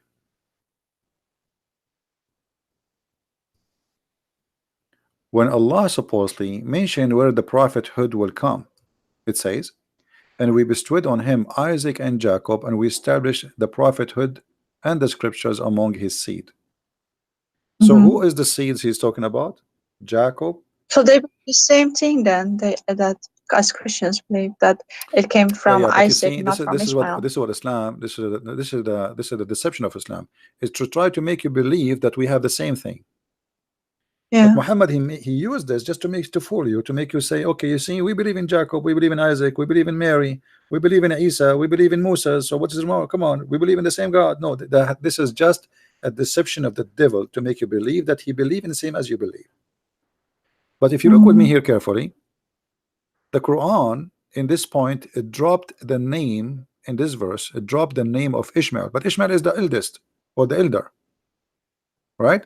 Okay, Where so verse? Because I see shouldn't Jacob right and Isaac, but I don't see shouldn't you Ishmael. start with Ishmael if you are counting his seeds? Oh, Ishmael is the older. okay. So if Allah here talking about Ishmael about Muhammad, he will be from Ishmael, he should mention that. Secondly, If Allah is saying that from Ishmael will be prophet, well, this is the verse speaking where the prophet will come. We made in his seeds, and he mentioned Isaac and Jacob, the Mm-hmm. prophethood. That's it. So Muhammad here in And this chapter, here in this verse, he was trying to get close to the Jews, and he knew that the Jews do not approve Ishmael to be anything important. okay, So in this point, makes sense. yeah, in this point, Muhammad, he told them, okay, Jacob and Isaac and etc. prophethood, whatever you wish. But later, when he noticed that they will not agree with him anyway, he said that he started speaking about Ishmael, but nowhere he said in the Quran that Ishmael is a prophet of from him will be a guy. His name is Muhammad. You see, Muhammad, he said that Isa said a prophet will come after me. His name is Ahmad. Even the name there does not make sense, because Mm. if Muhammad name is Muhammad, why Isa call him Ahmad? Is Ahmed a title too? Obviously they are titled because it's mean the praised one, the one people praise. Ahmed. So obviously Ah, yeah, this is not a name, because if the Quran is saying that the one will come after Isa, his name is Ahmad, why Muhammad, his name is Muhammad? You see, a name is a name, unless what is meant exactly. here, what is Yeah, meant here is a exactly. title which have a meaning. The name, it doesn't matter. You know what I mean? Mm. Like sometimes you can call a lord with letter, small letter, for the king or the master of a slave. He call his honor lord, but can be God, right? Depend in the location or etc. So here, Muhammad saying that Isa said there is a messenger will come after me. His name is Ahmad. Okay, who is Ahmad? And they say, according to them, we have this in Isaiah, which is such a nonsense. Yeah, look here. This is the Muslim translation. They said a prophet will come after me, his name the praised one. This is alone is a blasphemy against God, because how Muslim they say we don't believe, we don't Yeah, worship a man, and you say that Muhammad is the praised one. So if Muhammad is the praised one, who is the praised to? exactly. Who is praising Allah then? His name is the praised one. So even his name is against being people who It's believe. idolatry. They lie. They say we believe in the oneness of God. Your oneness God Mm. is Muhammad, not Allah. He is the praised one. You know. Yeah. Is that he has a thousand heads, this monster. Yeah. Not only that, actually, so listen, Muhammad, Muslims, I can show you right now, Muslim Sunni, not only Shia. They say that Muhammad, this is Sunni, Muhammad, he have 99 names, the same as Allah. Wow. Yeah, Can you show me that?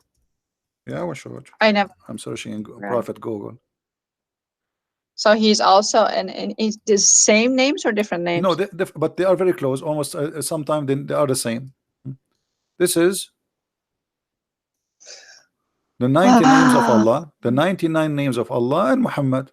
You see it? no, not So yet. Allah have 99 names, Muhammad have 99 names. They are equal. Wow. Yeah. And here they start counting for you the names. Here we go. The names of Allah, 99. And We then can't see it on your screen yet. Your books are in. Um, it maybe take this time is for loading. okay, it's on. It's on now. I can see. Yeah. So Allah have 99 names, and if you scroll down, you will find that Muhammad, he have 99 names too. Here we go. They call him Alim. Allah is Alim. Or what they did, they took off the letter L in the beginning, the L. So from Al Alim, they call him Alim. So Muhammad became Alim. Alim. He is the one who knows everything. Yeah, Alam. You Yeah. know, the justice. How Muhammad can be justice? Muhammad is God or is a man? How he can be justice? The only justice is God. So they start counting names for you, and they come with 99 names to make him equal to their God. Wow. Yeah. And this is the I link. never knew. This is the link. I will post it in the text in the chat so people they can see it. Wow. Is Al Makrain also one of his names, or is it all just for Allah? I think this is one only for Allah, the Maker, the deceiver. Yeah. Yeah. Uh, Hafiz, Imam, Khayyar. I don't think I did not read them all actually because they are funny and stupid. Uh, I mean, look, Oh, Muhammad is Muftah. Muftah is the key. Muhammad, one of his name is Muftah. Muftah, what is Muftah mean? Muftah mean the key. Muhammad is the the key. key? Yeah, Muhammad is the key. What? Muftah. Hmm. Yeah. And he is Mateen. Mateen, which means he is strong like steel. And he is Mashkur, the one you are thankful for. And he is Mashhud, which means the one who witness for. And he is Mansur, which means the one he is helped or victorious. He is the Ma'mun, the one who is secure. The one who is Ma'loom, the known. Muhammad is the known. So all those names, I mean, look, Muhammad is Mahmud. Mahmud. And what does Mahdi mean? Sorry? Mahdi, what does that mean? Because I saw a name Mahdi in his list. Yeah, Mahdi, the one who is well guided. Well Oh, guided. okay. Yeah. So Because you know that's real issue also to get it in this is Shia Mahdi. additional fiction story. The Shia and Sunni, they believe in the Mahdi, but the Mahdi different, and the Shia have different story. The Sunni have different story. It's a collection of fiction stupidity. You know, Muhammad is Al Kamil. He is the perfect. Look, Comment, yeah. Kamil, perfect. Muhammad is the perfect. That means he's God. He's the perfect.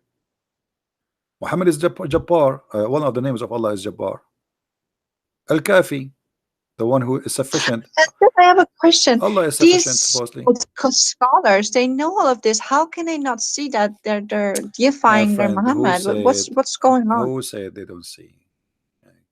But the problem is the Muslims always they face people who know nothing. This is why they debate and they choose clearly who they want to debate. They debate people who they have no idea what Islam is about. Or just for themselves. How can they remain? Because everyone is made in the image of God. We want to be truthful to at least what we believe, right? So when they No, have all this knowledge, how do they not flee Islam and run from it? no, we are I talking don't about the get it. scholars. The scholars they know. Majority of Muslims they have no idea. The majority they have no Wow. idea. Yeah. But Wow. the scholars they are doing business anyway. They are getting the benefit. Big belly, big stomach, 4 wives, big salary. So the mission accomplished. Mm. The mission is accomplished. Ah, Perfect mission. You know. Yeah. So as you see, and actually there's a hadith where it says that Allah he sent Jibril, and he said to him, if not you, Muhammad, uh, nothing was created. wow. Let us read together. Here we go. This is the hadith. Hadith lawlaka, and this is sunnah.org. So a Muslim cannot say this is false. It says that somebody asking, is it true that this hadith says that lawlaka ma khalaqta al-aflak, which mean if not you, no reason for me to nothing to be created if not you? The answer, indeed, the Prophet of Allah, Allah pray on him and salute him, is the reason for a creation of Adam alayhi salam, which means peace on him, and the universe.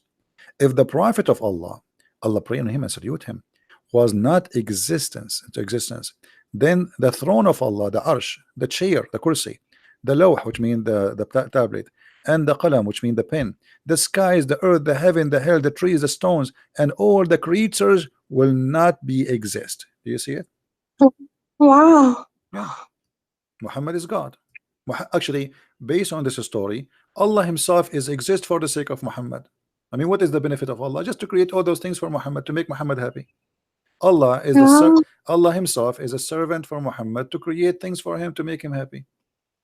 Genie in a bottle. That's so you see here, and they are giving you reference more and more. Like the Prophet of Allah, he said that Allah he said to him, when Adam made a mistake, he asked, oh Allah, I ask for your sake, for the sake of Muhammad, to forgive me. Allah, he looked at Adam and he says, what? How you recognize Muhammad when I have not yet created him? Adam said, oh Allah, when you have created me and blew into my spirit, I lifted my head and I saw it's written on the throne, Arsh, La ilaha illallah Muhammad Dadulullah. So he saw the name of Muhammad. Okay, so I got to know. So I got to know that you would only join your name with whom or with him who is most beloved to you. See how smart Adam? So now he's asking Allah, please forgive me for the sake of Muhammad. And Allah like, what? How you know? How you know Muhammad, you idiot? Who told you about Muhammad? I did not even create him yet. So he said, no, no, no, hold on. When I put my head up, I saw his name in your throne, and I said to myself, must be a very great person for you, and you love him very much. That's why you put your name there. So, and now, and then Allah answers, said, Allah said, oh Adam, you have spoken the truth. Indeed, Muhammad is more beloved to me from anything. And when you ask me for his sake, I burden you. That's it. All right. Yeah, and the same story. Look here, it says Allah revealed to the Prophet Isa. This is Isa, supposed Jesus. It says, "O Isa, have faith on Muhammad." So Jesus have to have faith in Muhammad. He have to.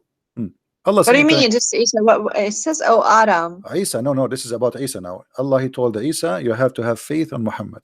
You have to believe in Muhammad. Okay. Okay, and then. And he says, and order your ummah, which means your followers, to do the same. Yeah. If Muhammad was not to exist, I would not have created Adam, nor I would have made the heaven and or hell. You see, so Allah said to Isa, I created everything for the sake of Muhammad. So tell your people to follow Muhammad, okay? Wow. Yeah. Anyway, I think we have. Actually, there was an Iranian judge who told me once, and this was his logic too. I said, why are we women so suppressed in Iran? We have, half the rights. Women can only marry one husband, who even if he abuses her, she is not allowed to leave. But men have, all these questions. He said, well, he actually will answer you by saying, like, what is that of your concern? I just love men more. This is a judge in Iran. This is a highly educated person who would say such a thing to you. Yeah. But it's all driven from this madness. All right. Well, I think we have enough for today. It's getting late for you, as I think in your time, right? And your dog, maybe.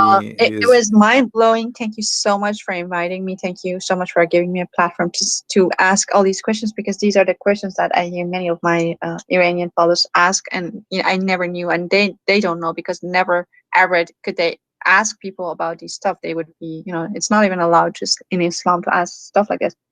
So thank you a lot. I don't know if you want to say something in That's all. Well, thank you very much for being here, and you can invite your friends if they want to call us, and I will be happy to answer them too. Sure. All right. And also about this video, can you let it on so I can actually download it? Download it. Yeah, I will leave it for the coming a few hours. You can download it, please. Okay. All right. Thank you so much. You're welcome. God bless you. Take care. Take care. God bless. And take care. Thank you. Okay. Bye-bye. Bye-bye. All right. As you see, this is Islam, and we have no sugar coating. And by the way, Iranian are the biggest converted church in USA. I never saw a convert from the Islamic cult in the size as Iranian. We have Abdul. Yes, Abdul. Assalamu alaikum, brother. Can you hear me? Wa alaikum assalam. Brother, please give me 1 second. I'll get my laptop here. Please, 1 second. So when you call me if your laptop is not ready, call me when your laptop is ready. Okay, give me 1 second. 1 second for a Muslim is 1 century. 1 second.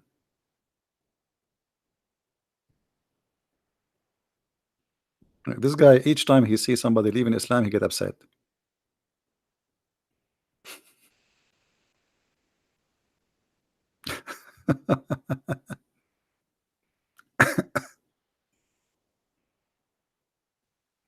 Yeah.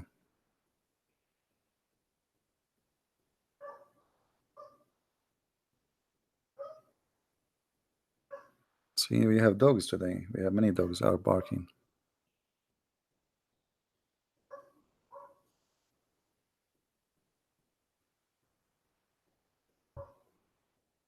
Well, the Muslims in the beginning, they try to deny and to fight, but they cannot do that after all, because they will see that we are not everything we say is we put it in the screen. right? Nothing, no fabrication, no addition, no fiction. We are just putting what is there in their books, what they can say. And remember, yet they will say he's lying. We are showing them in the screen. Everything we say, it's in the screen. And then they will say, liar. You are a liar.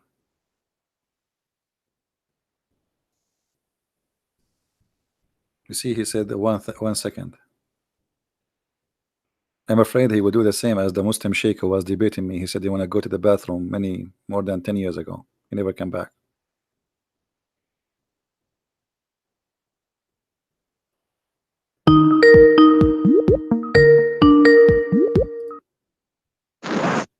Yes, yes, Abdul. Brother, Drink my brother, are you there? drink camel urine for your benefit, your health. I'm worried about you. You are coughing too much. No, you guys talked so long. Yeah, I was watching TV and same time I was eating some pizzas, but and then You are I eating what? saw that she left. You are eating I what? tried to quick as possible because I want to bring something up. Just like 5 minutes, man. If you give me just a few seconds, brother. Go ahead. Okay, so she was talking like, "Oh, Islam is so oppressive towards women." That's not true. Islam is Islam what? gave so Islam. much rights. The first woman, yeah, who opened the university, the first university in the world, was created by Muslim women in Morocco. Really? Oof. Yes. First Me, university. a Muslim world, the whole Muslim world, the first university. And what you teach in the Muslim university? Say again? And what do you teach in a Muslim university? How to kill Christians and Jews? Well, you know why? Because Muhammad, peace be blessed be upon him, he said, Okay, find hold on. knowledge from Okay, the hold on, grave hold to on. the Okay, cradle. okay, hold on. So, isn't it your prophet said that the one who lead them is if a woman she lead a nation, this nation is going to face a failure? Um, are women Yes or allowed no? to? Yes or no? Well, it's the statistics say otherwise, though. The statistics actually support Don't, this. no, I'm asking you. Did your prophet says that people who allow a woman to lead them, they will be destroyed? Yes, but are you against this? Okay, well, hold on. You just said to me that a woman, the first university in the world, which is a big garbage, was created by a Muslim woman. But your prophet says women are stupid, and anyone who listen to them, he is stupid. And if people agree with them, they are stupid.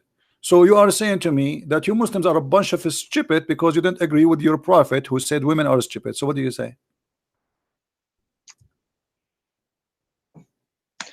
First, Here we go. The hadith in front of you, and this is Sahih al-Bukhari.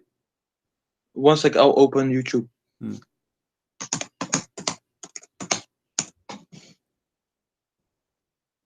And as you see, the Persian and the lady she was talking to me, she was from Persia, and they have What's a king who is a female, which means a queen. Yeah. So you see what Islam did? Say again? Iran used to be Sorry, ruled. Iran ruled by a woman. Since Islam came, Iran ruled by idiots. So what you are saying to me is about Allah. He gave the women rights. Khadija herself, she was the boss of Muhammad. Since Muhammad he came and became a prophet, Khadija died. He took her money. He forced the women to wear a bag, a plastic bag, made it from black. So why you are lying to us? It says Islam gave the women. Islam gave the women the right to be beaten. Is it true that the Quran says you can beat them?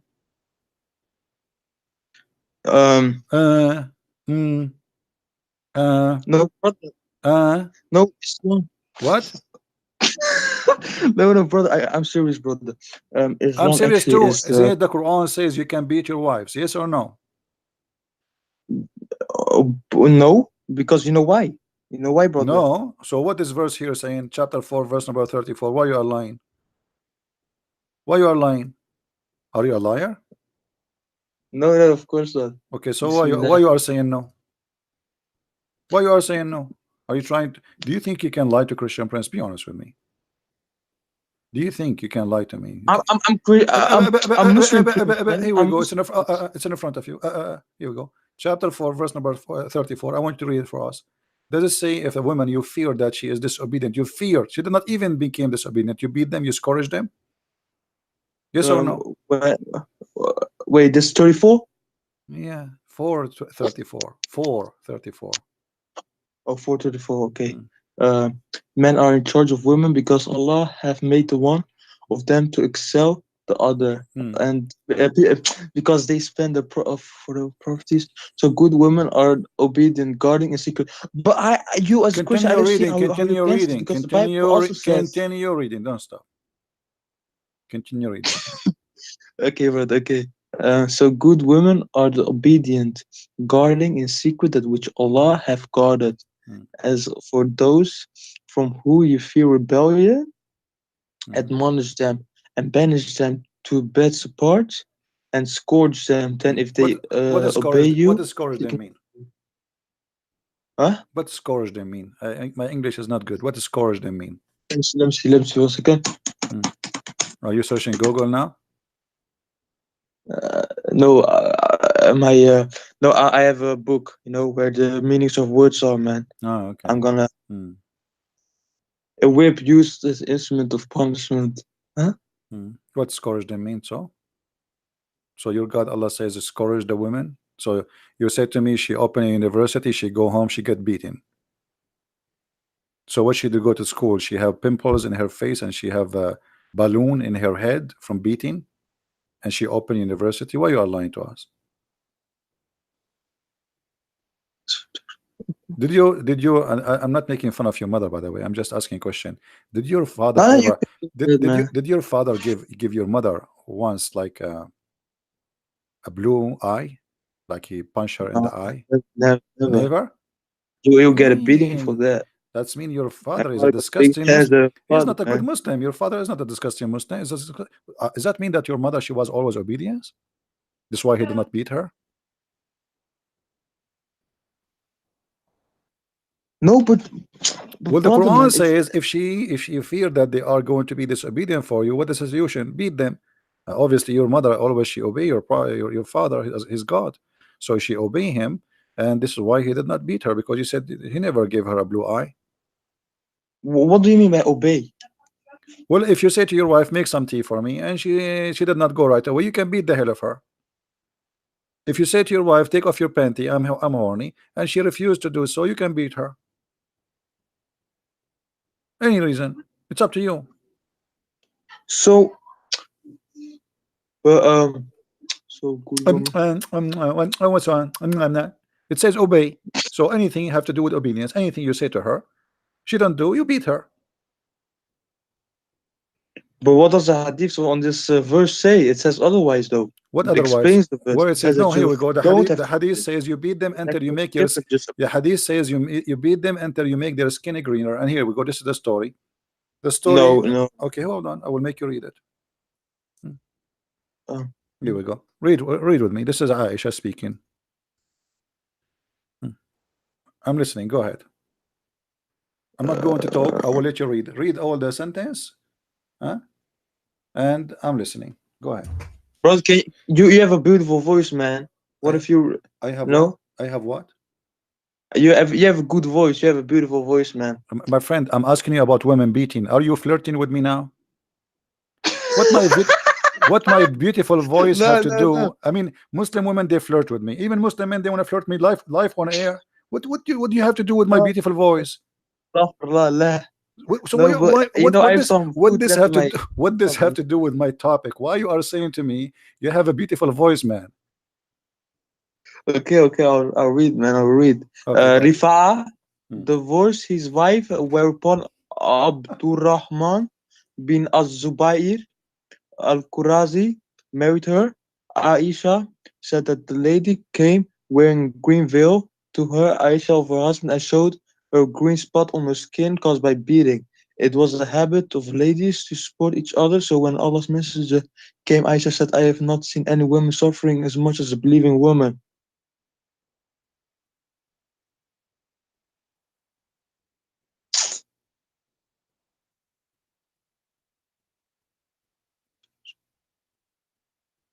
Um, let me see, brother.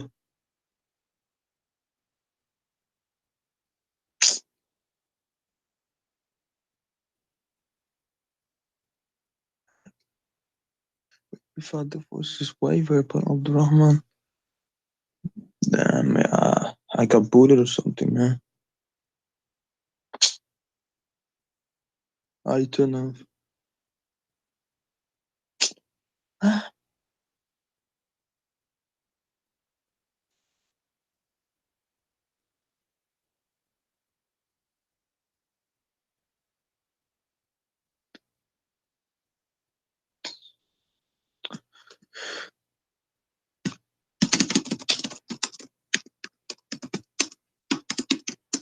All right, I hear you. Oh, brother, are you there? So what Oh, do I you thought you were. I so heard you something. so what do you say? Did he the husband he beat her until her clothes, her skin became greener than her clothes?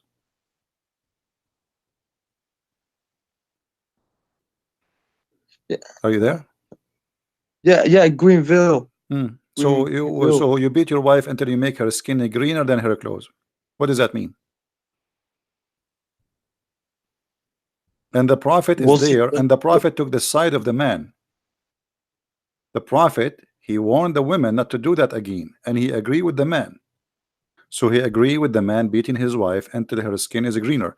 Your prophet said in different hadith, don't break their bones, which means you can beat them, but don't break their bones. Beat them, make their skin greener. Did your father make your mother's skin greener before? No, What about yellow? but, but What about blue? when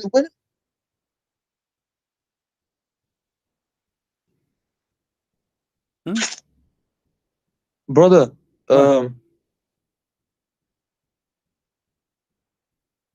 I can't. What? But the women, yeah, they used to get what's called the Arabs. They used to put women in sand. That's a lie. That's a lie. There's no Arab. Here we go. Tell me a story. Who is the Arab they we put? How if the Arab they put their women in sand? That's mean there's no mothers and we will not be born because no women left. If we don't have women, where we will have babies from? We will download them from the internet. That's a big fat lie. No, no, but The verse about al mawuda, it's about the one who is killed. Supposedly God will say to the one who was killed, for what reason they killed you? That's all. It's about a crime committed against an innocent person, have nothing to do with females. Nowhere it says infant. It's a lie.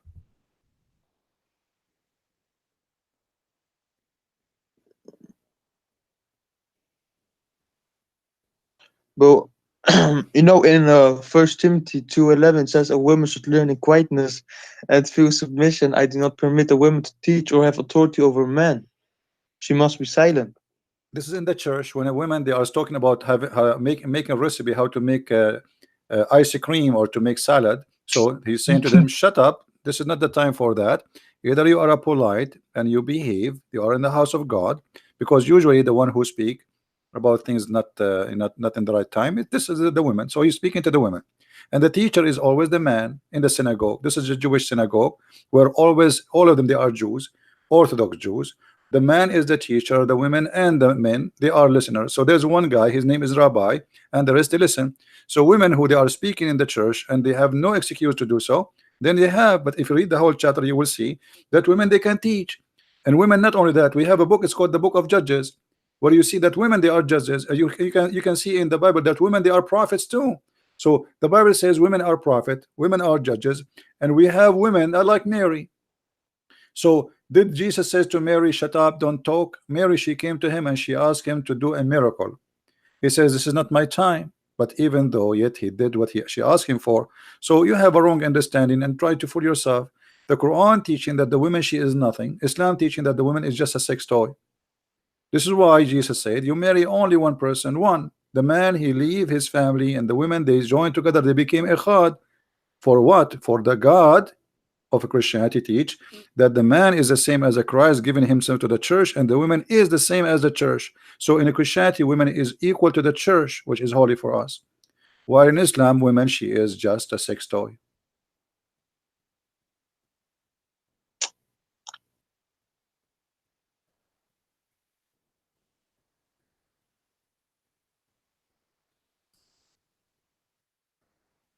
Hello? Did you decide to leave Islam or not yet? Could you scroll down on the screen Oh, okay. a bit? All right. There we go. And even here, the story, by the way, your prophet, he forced the woman to be raped by the man, because the man, he trying to rape her, even though he is her husband. But you cannot force women into sex. No, in Islam you can. And the prophet said to her clearly, you have to taste his juice.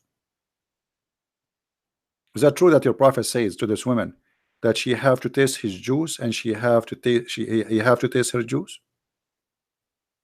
Let me read, man. Hmm. I don't know.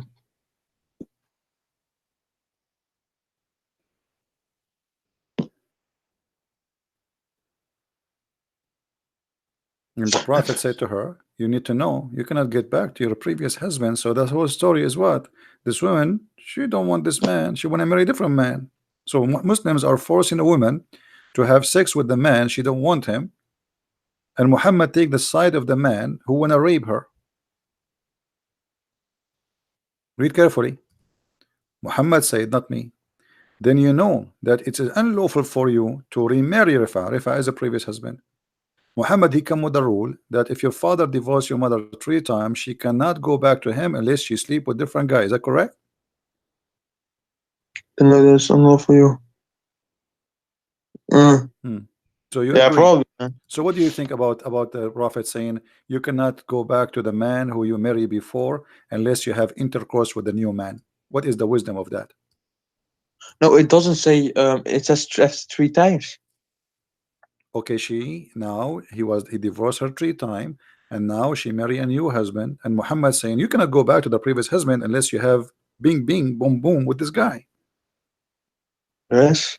So why she became lawful for him to the previous husband if the guy do boom boom? What is the logic? Like the boom boom will certify her to be a wife again for him? No, Like no, she the no, no. women, It's this is what it it's says. because Read it, read it. You cannot get back unless he do boom boom to you. yeah, but this thing is talking about let's say She wanna go back to her previous husband. Do you see? You cannot remarry Rifa. Remarry Rifa. This is the previous husband, so she cannot go back to the yeah. previous husband unless she do boom boom. So now tell me what the boom boom will do to her. What how that will make her lawful to go back to previous husband? Because if she does that, Hmm? her previous husband will accept her. If she does what? So let's say I am with a woman, yeah, Hmm. And who is and the then we who is the married, woman? Who is the then we woman there? You divorce. are the We woman, or married. and she is the man, or who is the man? I'm Ah, confused no, now. I'm the man. I'm the man. I don't know because you say to me you have a beautiful voice, so I'm not No, sure no, now. no, no. I didn't say nothing, man. I Okay, you forget, did man. not say. I Okay, didn't yeah, say yeah. nothing. My ears was okay, Okay. no problem. Yeah, it was Jibril saying that. Okay. Hmm. Hmm. Okay. So are you saying No, the but Quran? Are you saying the Quran did not say that a woman, if she is divorced 3 times, she have to have sex with a new additional guy so she can go back to the previous guy? Are you denying? I think there's some righteousness in that, What and is I the can right? Okay, explain. so you divorce your wife 3 times, and now she have to go and take off her panty and go to my bedroom. I sleep with her. She can't go back to you. What is the righteousness about that? No, she doesn't have to do that. She have Only to. if Here we go. Your she. prophet saying that. Read it, my friend. Read it. Read it. If you want, he said, you know that it is unlawful for you to remarry Rifa unless you do boom boom with Abdul Rahman. So what the boom boom of Abdul Rahman will do to this woman to make her lawful for her previous husband? Tell us. It's like a test. Testing what? Testing her vagina?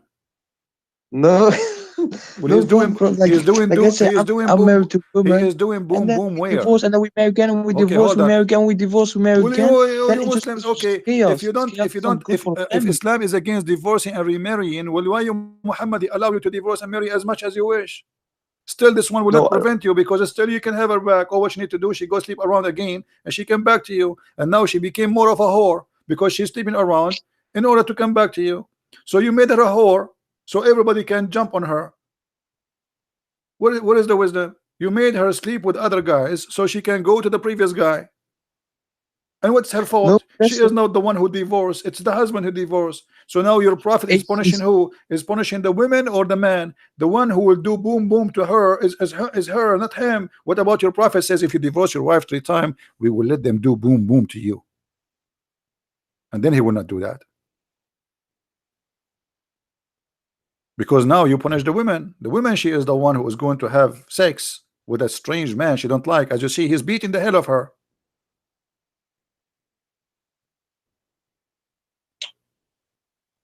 yeah.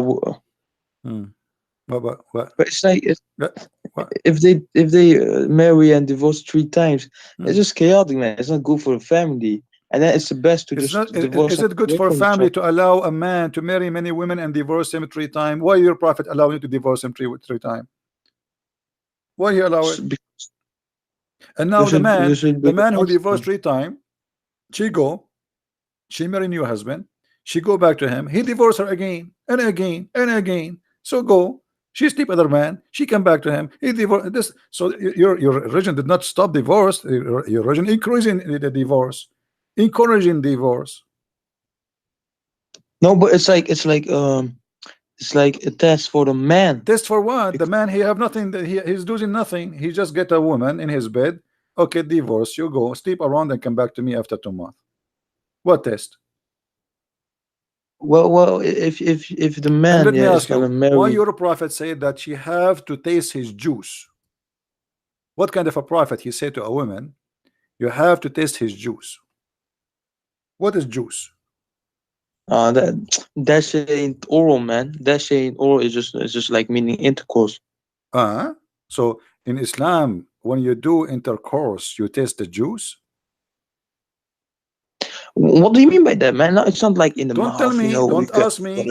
Ask your prophet. I'm asking you. Here we go. Your prophet, he says you have to taste his juice, his sweet juice, and you have to taste his sweet juice. What juice we're talking about? They know. Hmm. It's- uh, I know how to explain. Huh? How old are you? Say again? What do you mean you don't know? It's obviously he's talking about tasting the sperm. No, but look, if you're gonna Okay, marry what three about we times and go? then divorce three times, What about we go? What about we go to the dictionary? Here we go. The word here is hey man, asila. whenever I explain, You you see, talk over the me, word man. here is usayla, usayla. Huh? So if we go to the dictionary right now, what we will find? What this word mean? Usaylatuha wa asilatahu. Usaylatahu. What does that word mean? Does it mean sperm? Orgasm? Yes. So your prophet saying you have to test his orgasm? Why? You tell me. You just said yes, not me. So why your prophet saying you have to test his orgasm? How she can be No, why? lawful? Why? How she can be lawful if she swallow his orgasm?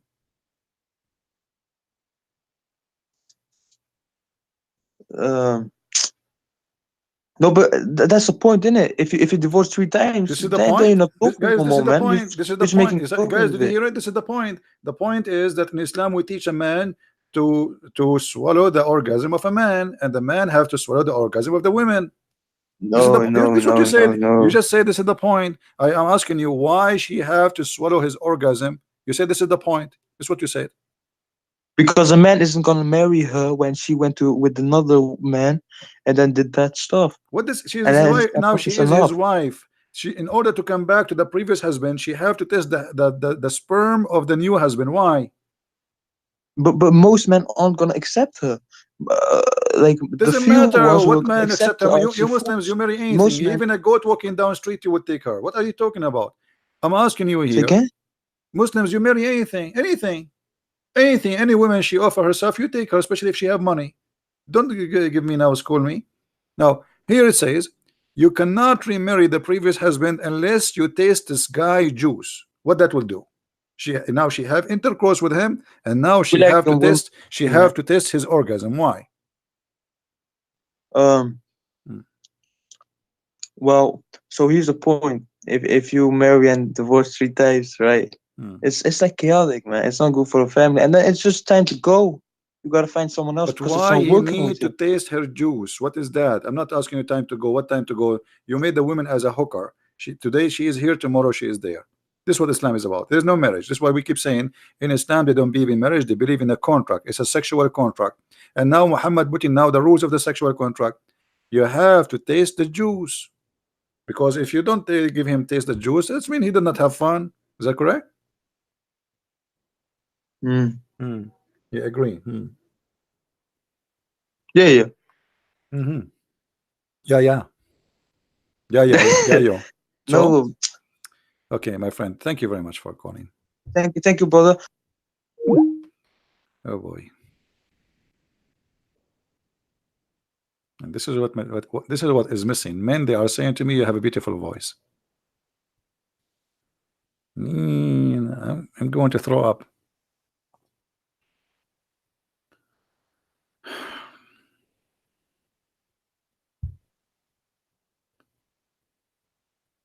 What a cult. What a cult. Anyway, guys, I don't know. How many of you here is first time? How many of you are first time here? If you are first time, I advise you to leave and not to come back, because you will be addicted. I'm warning you. Uh,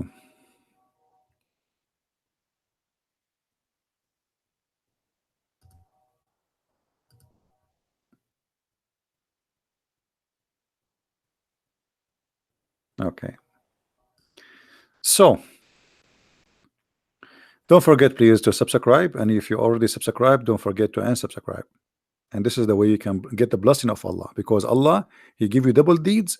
If you make like one good deed can erase two double deeds. I mean, two bad deeds. So do this: make a bad deed by subscribing, and then unsubscribe. Then Allah will put in your credit two deeds. So imagine if I can do that in the bank. I put $1, then I would draw, and then the bank they will put $2 instead of the dollars I take off, and then I put it again, and I take it again. By the end of the month, I will have a lot of money in the bank. Very smart religion. All right.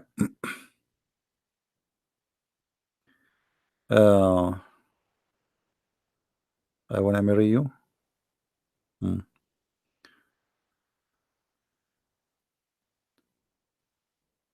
So don't forget to subscribe, and the video will not stay long for an hour channel.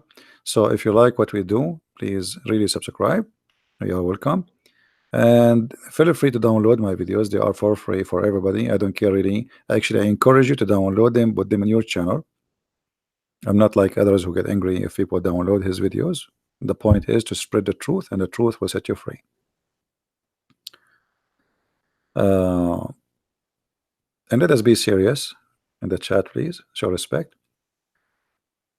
Always here, we notice that the Muslims, when they speak to us, how much they are confused, and how much they are into fabrications or fabricated stories.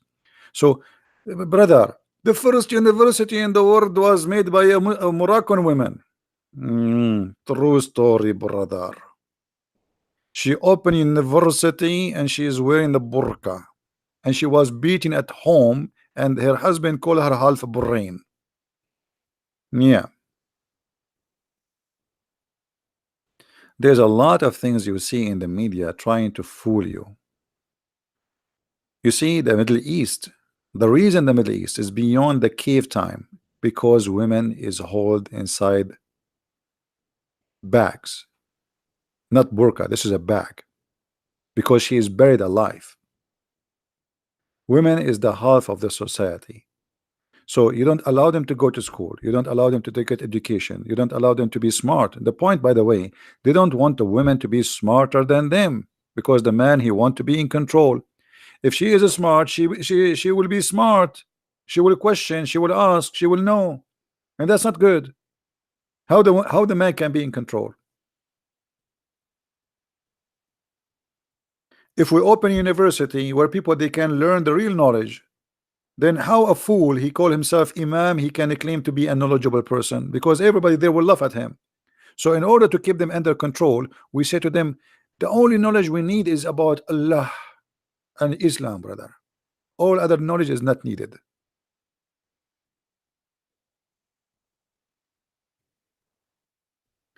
They curse the kuffar. The kuffar are useless. There's no need for them. And then they buy your TV, they buy your phone, they buy your internet. But everything they have in their life to make them happy is made by the kuffar. Nothing make a Muslim happy in his life is made by Muslims. This is the truth, including chocolate. Even candies is not made by them.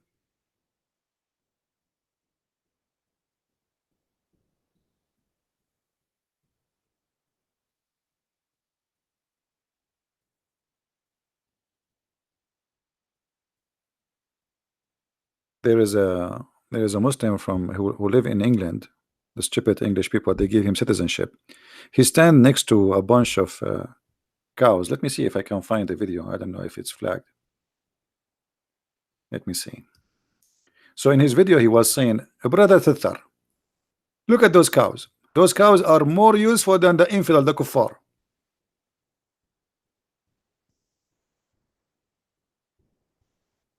Let us see.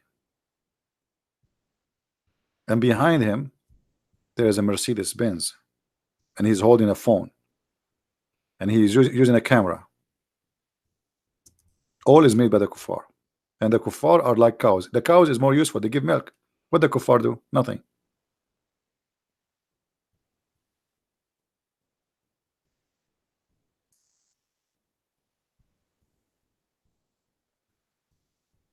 I will try to find the video.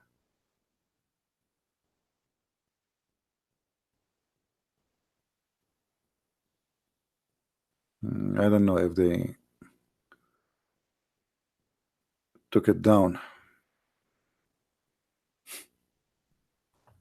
Let us see.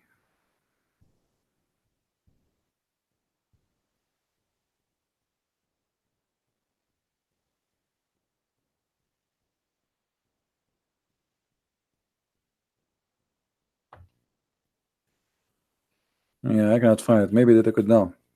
But anyway, this is their idea that they are the best of mankind. And their prophets say to them that Muslims are the best of mankind. This is why they have authority to enslave you. Islam is totally different from what you hear from politically correct media forms. Absolutely, they teach you nothing but false news. That is the truth about Islam. This is their books, and this is their prophet, and this is their Quran.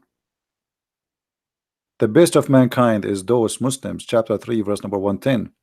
Okay, what is the best about them? Is the one who bring who? Mankind, with the chains around their necks till they embrace Islam. You will never see that in your CNN TV. You will see that a program says ISIS is not Islam. You will see someone like James White who claimed that he is a person, a Christian who defend Christianity, but the fact is not. He says ISIS is not Islam, and whoever says ISIS defends Islam is lying.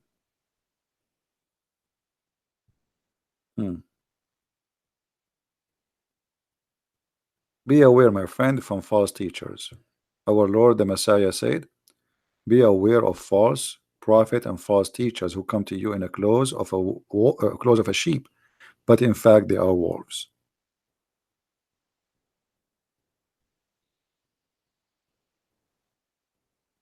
Be aware. And here we say things as it is, with no makeup. No makeup. Which is one more worse? Both of them, they are. It is one coin have two faces.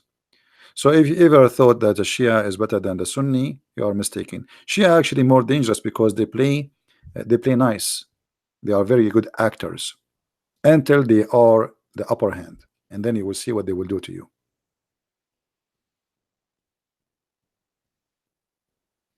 When Shia, they were not in control of Iraq.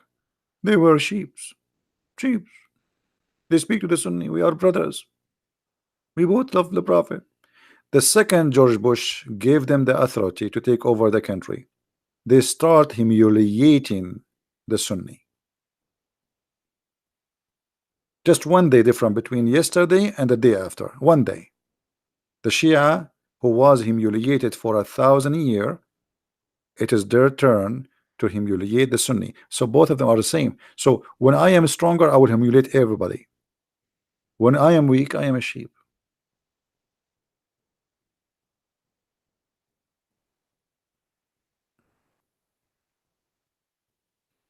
Dawa man cow. Okay, let's see. Look like somebody he found it. Thank you for searching.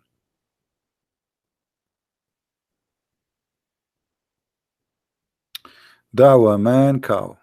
Yeah, I saw the video. Actually, I was going to make a video about it, but you know, YouTube will. Yeah, here we go. This is the Please video go of this introduce you guy to some. was speaking about that we are like cows. You should download this video, actually, all of you. He was talking about the cows, that cows are better than us. And look, he have a Mercedes Benz. He's driving Mercedes Benz.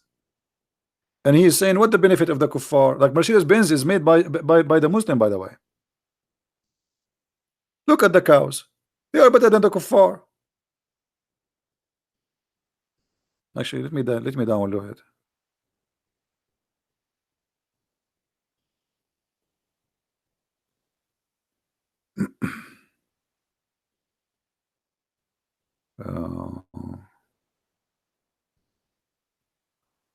I will download. You should, every one of you, actually download it and share it around. This is the truth about Islam. This is the link. All of you download and share it around. And underneath, put disclaimer to make it clear that this is what the Muslim says about us.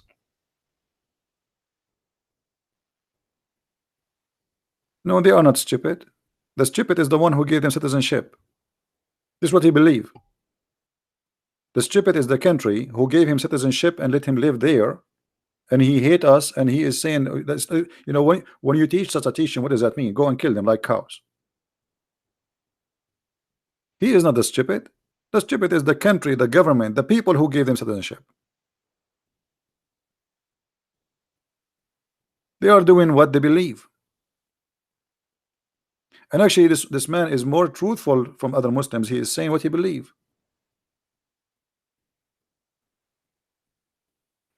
No, we don't teach violence here, my friend. Don't say that word in my chat.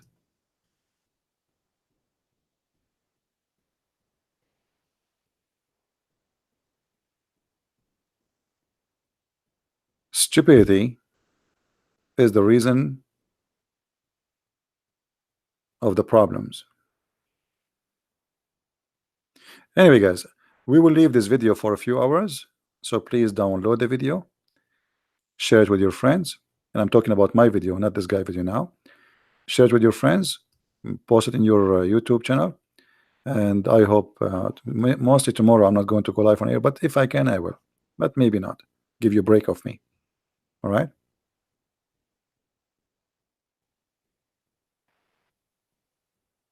Mahdi, Saddam, he killed many Shia after the USA armed them. Before, the Shia never dared to open their mouth. Give me a break. Saddam, he started that because the war is two-part. George Bush the father and George Bush the son. So give me a break, Abdul. You Shia never open your mouth, never dare to open your mouth all your life during Saddam Hussein until George Bush the father come. And then when he became weak in certain areas, and the American, they armed you. Even the war now, which happened in Iraq, the Shia, they came and they kissed the shoes of George Bush to go and free them from the dictator Saddam Hussein. And a day after he free you, you ask the American to leave. This is what the Shia do. They play taqiyya. All right. Anyway, guys, I think we have enough for today. Thank you very much for being here. May the Lord bless you. And until we see you soon again, Christ is Lord, Islam is false. And take care.